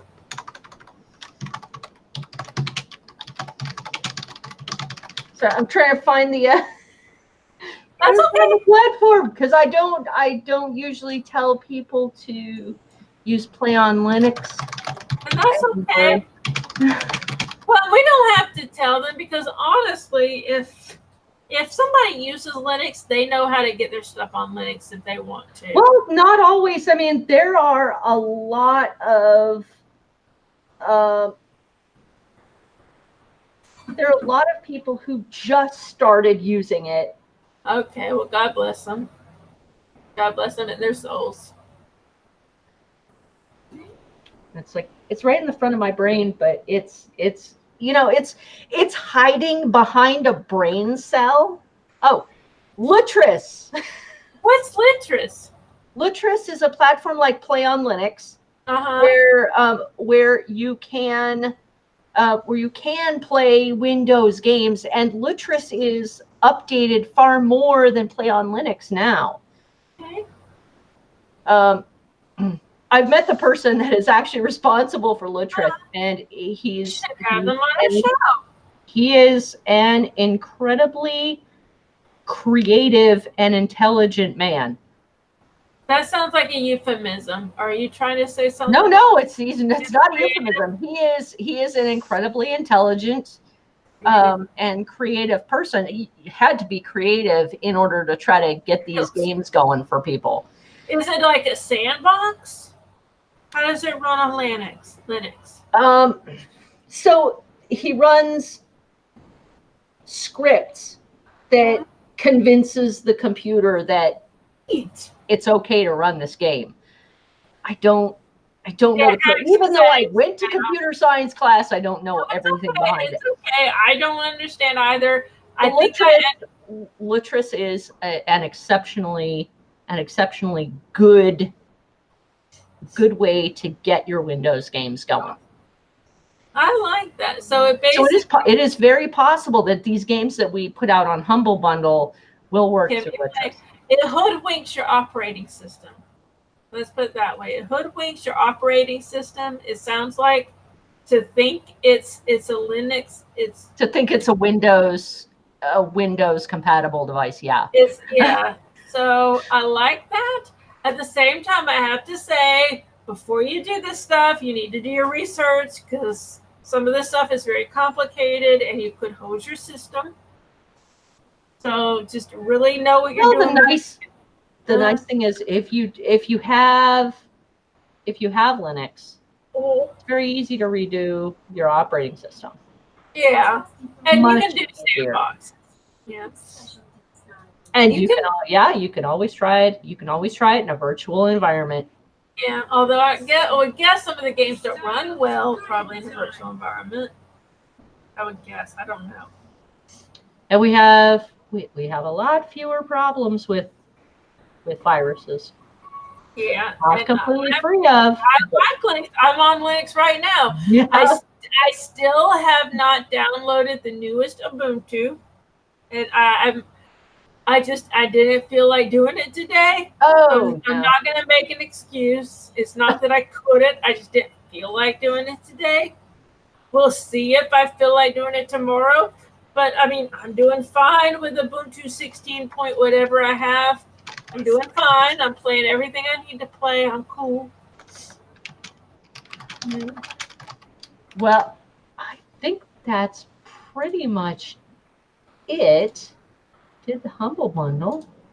We discussed the horrible. What would you rather watch instead of Flood? I'm not the best person to ask because I'm mining Amazon for ghost hunting shows right now. So I admit that Flood was bad. I admit that fully and wholeheartedly, but I did like some of the acting. I think you could probably watch the first episode and stop there. The first episode was better. Sorry, go ahead. I will take this time to say my confusion came. I was confused about whether this was a movie and a miniseries, but my confusion came from this was originally a theater-released movie that was 110 minutes long. And I think that would have been better. And then somebody somewhere decided they needed to add time to it and make it a mini-series. So it went from 110 minutes to 180 minutes. And it was bloated beyond anything I would think was reasonable. And so I think if I had watched the theatrical 110-minute release, I would have felt better about it. The whole thing with the teenagers totally did not need to happen. None of that needed to happen. It was extraneous. It was. And I think they wasted a lot of money. I mean, they could have cut out every scene with, who was it? It wasn't the president. It was the deputy prime minister, Pora. The deputy prime minister. They could have cut her out completely. Wait, her? Who are you talking about?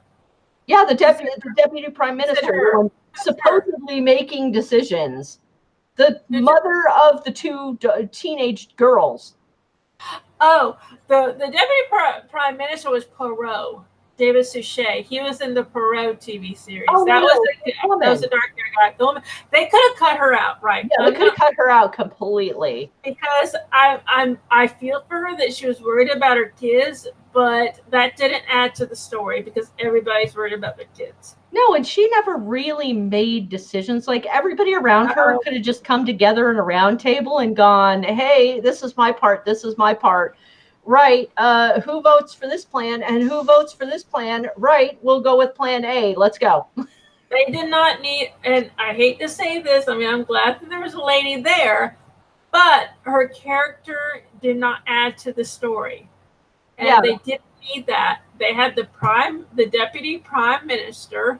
And actually, if they really wanted to narrow it down and tighten it up, they made David Suchet be the deputy prime minister, and he was talking to the prime minister who was in a car. Yeah. If they really wanted to tighten up the story, they could have just made the main person be the prime minister.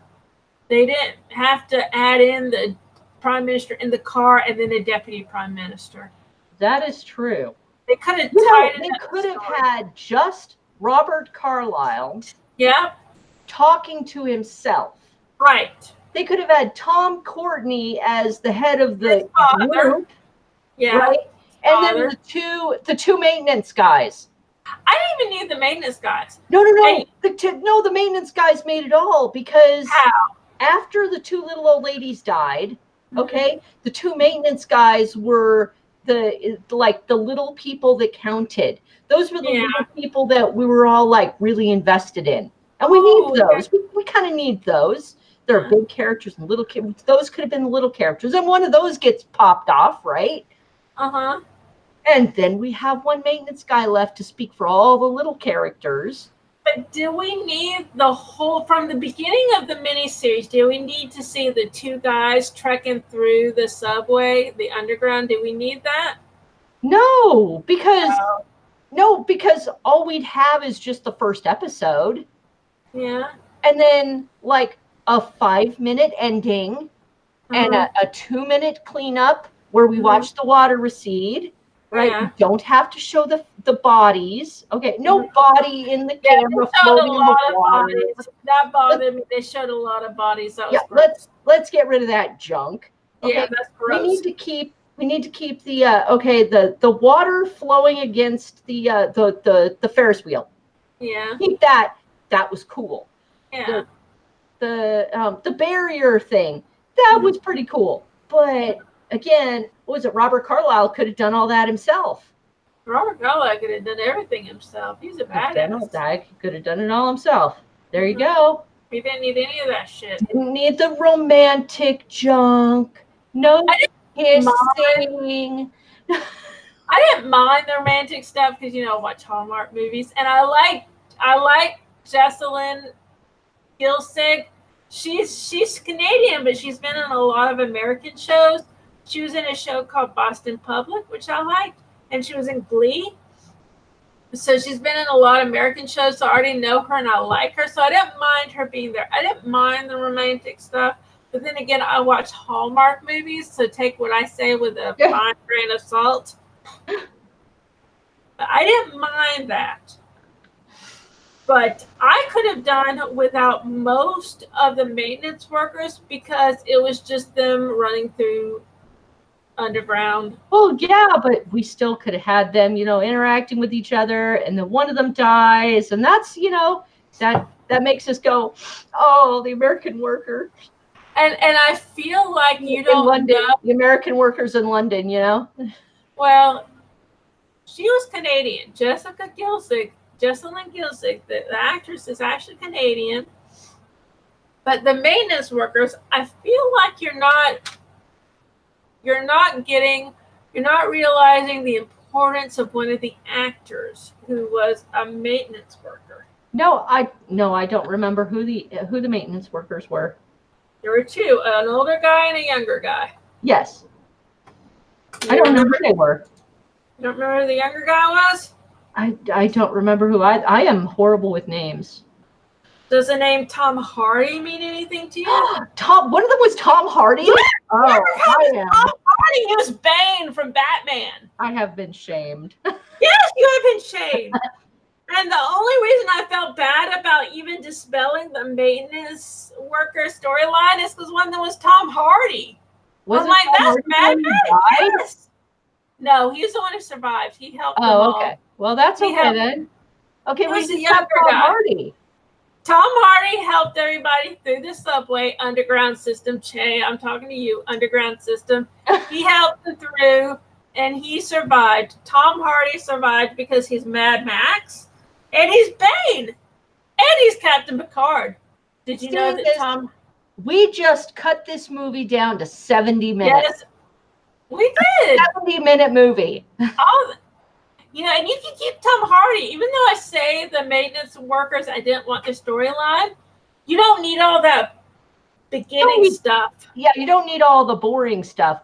Just a couple of really good scenes. Just have Tom Hardy come in when everybody's in the underground, and he can help them. But all that time with Tom Hardy and the older guy, you don't need all that shit. Just get rid of all Not that all shit. of it. I would still keep the older guy for part of it, and have him die at the end. And you know what? I would. I'm not trying to sound ageist. I'm not at all. Good. I'm sure the actor is fine, but from a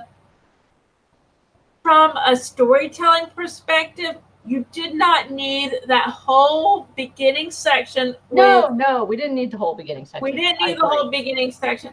With Tom Hardy and the other guy, we didn't need all that. Agreed. Everyone that comes into storytelling. the underground, right? Everyone comes in the underground about what, midway? About midway, have Tom Hardy come in midway with them and help them. Yes. That's when we need to see Tom Hardy, because he's being a hero. He's doing Tom Hardy. You do Tom Hardy. You do yourself. And he's helping everybody. And that's the first time we need to see Tom Hardy. We don't need all that stuff at the beginning. I'm just speaking truth. The writers need to turn to us. They do. They do. If you feel that your movie is bloated, if you feel that your movie is too long, call Beery Good Entertainment. We will help. And we will cut it down to size. I'm going to tell you the truth. Carrie Fisher was a script doctor. We should be script doctors. We should be script doctors. We should, because we can cut that shit down to size. At least $1 million, if not more.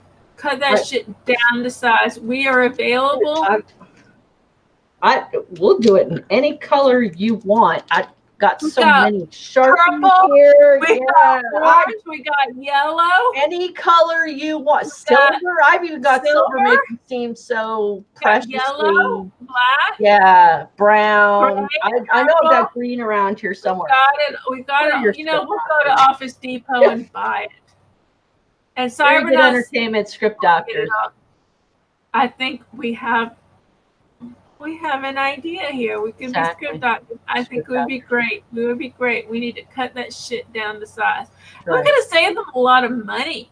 That's right. Think about how much money they spent filming Tom Hardy and the other dude in the underground station with the water coming in. They didn't need all that. I didn't need that. No more bloated films. No more bloated films. Come to us. We can get that shit. Cyberdot says 1-800. Don't F up the story. They did not need to F up that story. Call us 1-800. Don't F up the story. I think that we could have gotten an 80% Rotten Tomatoes score at least. Exactly. Instead of I don't know what they got, but it wasn't good. We could have at least gotten an 80%. 1-800, cut out that bad CGI. You got that right. That CGI was so bad at the beginning. I thought it was drawn on. I really thought it was drawn. That's how bad it was. They did not need that. And the funny thing is, they only used... It was 2007. No, that's no excuse. Pandora was like 2008. Think about Pandora. They should have used all the money from the beginning of the movie, all the jump and spent it on CGI. That would have been good. Because even if you say, oh, it's 2007, that's no excuse, because Pandora was like 2008 and that shit was on point. Yep. And they didn't need to do, in this movie, in this TV series that we saw, they did not need to do that crappy stuff at the beginning. All that stuff. They did not need to do that, and it was crappy. It looked like it was drawn. It looked like they did that shit in Microsoft Paint. It really did. It was awful. It's awful. I'm telling you right now, it was awful. And they should have just cut that shit out. Because most of the time it was practical effects, because they had a bunch of water coming in. Oh, yeah. They didn't need that crappy CGI. They didn't need it. No. Because water's great on its own. It's scary on its own. It is pretty scary on its own. If you ever want to hear about practical effects and how it can be used in cinema, read up on The Perfect Storm. I remember when that was about the same time. That was like 2008 or something. That was much better effects. Yeah, and they built studios and they had tanks. Yeah. And they put people in tanks. It was crazy. Now I want to watch that again. That's a good idea. The Perfect Storm was a pretty good one. It was, and they built sets for it, and they built tanks, and it's amazing what they did to produce those effects. So I'm not a physically artistic person. I don't do that type of stuff, but I know when I see bad versions of it. Yeah. This movie was bad versions of it. But I remember The Perfect Storm. I was impressed with what they had to do. And as much as I don't, and this is another thing, speaking of practical effects, when you're talking about water, James Cameron, who did Titanic, I'm not a fan of him because he's a dirtbag because of some of the things he said. But he knows how to do effects with water. And if you ever want to read about interesting effects with water, read up on him, the things he did for Titanic and other things. He's done good stuff. Though personally, he's a D-bag when it comes to actresses and things he said about actresses. What's going on? Well, our next show is July 13th. What year? 2019. 2019. 2019. That, is that 2019. Is that July 13th, 2019. 2019. That's this year, right? Yes, it is. Gosh, time has gone by so fast. 2019 is supposed to be the future. And that's going to be our political podcast. We got into a little bit of politics today. Well, I'm going to tell you this right now. If I'm thinking about what Cy was talking about earlier, if we're talking about humanity and things that affect humanity, we may be talking about Yellowstone. Because it sounds like Yellowstone's going to blow, and you were in the line of fire, Miss Linda. Yellowstone's always had an earthquake. No, I don't know. He was kind of scaring me. He said that every 600 to 700,000 years that the volcano there erupts, and it's been 650 something thousand years since it erupted, and that the animals have not come back this year for their migration. And that makes me think something might happen. Yeah, we'll see. Well, you don't want to see when it's too late. I know our next podcast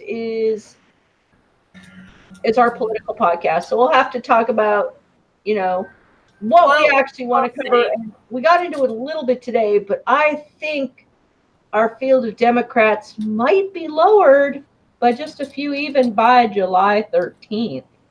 That's true. We may have to talk about that. We may need to talk about that. We may need to go into detail about who we actually expect to move on. Huh? We may actually need to go into detail as to who we want to move on. That's a good point. We need to narrow that shit down. Yeah. I'll tell you right now, there's that young kid who's like 30-something years old who was on the end of the second debate. I got annoyed with him because he kept finding subtle ways to call some of the other candidates old, and that got on my nerves. But there's some things he said that I liked. I don't remember right now because I'm drunk. Yep. But there are some things he said that I liked. Not enough maybe to vote for him, but he did have some points. And, Marianne Williamson, she said some stuff that I was like, you're weird, lady. You're weird. And Biden, I'm kind of done with him. I hate to say this. I like Bernie, but some of the stuff he said was not true. He mischaracterized himself a lot. If you look at some of the articles that have been written about fact finding with what they said in the Democratic debate, a lot of them lied. They really did. And we They will really definitely talk about Maybe the better do line. that next Yeah, time. we will definitely Yeah. talk about the mischaracterizations and the mistakes that they made on July 13th. Right Yeah. now, I'm gonna go because I gotta pee. I gotta go get something to eat. We haven't had dinner. I don't know what's gonna Yeah. happen with dinner. And it's freaking 10 o'clock at night. Yeah, food is good. Food is good. On Food is that, we're good. gonna say adios.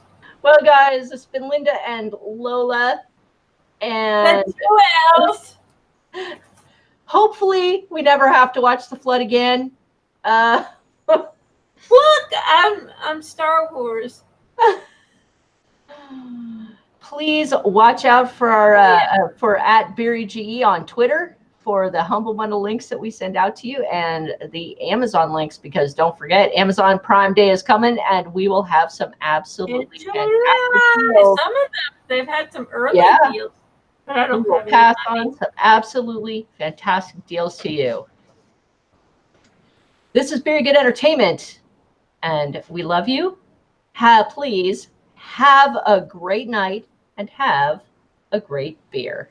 I'm Princess Lola. Princess Lola. Help me, Obi-Wan Kenobi, you're my only hope.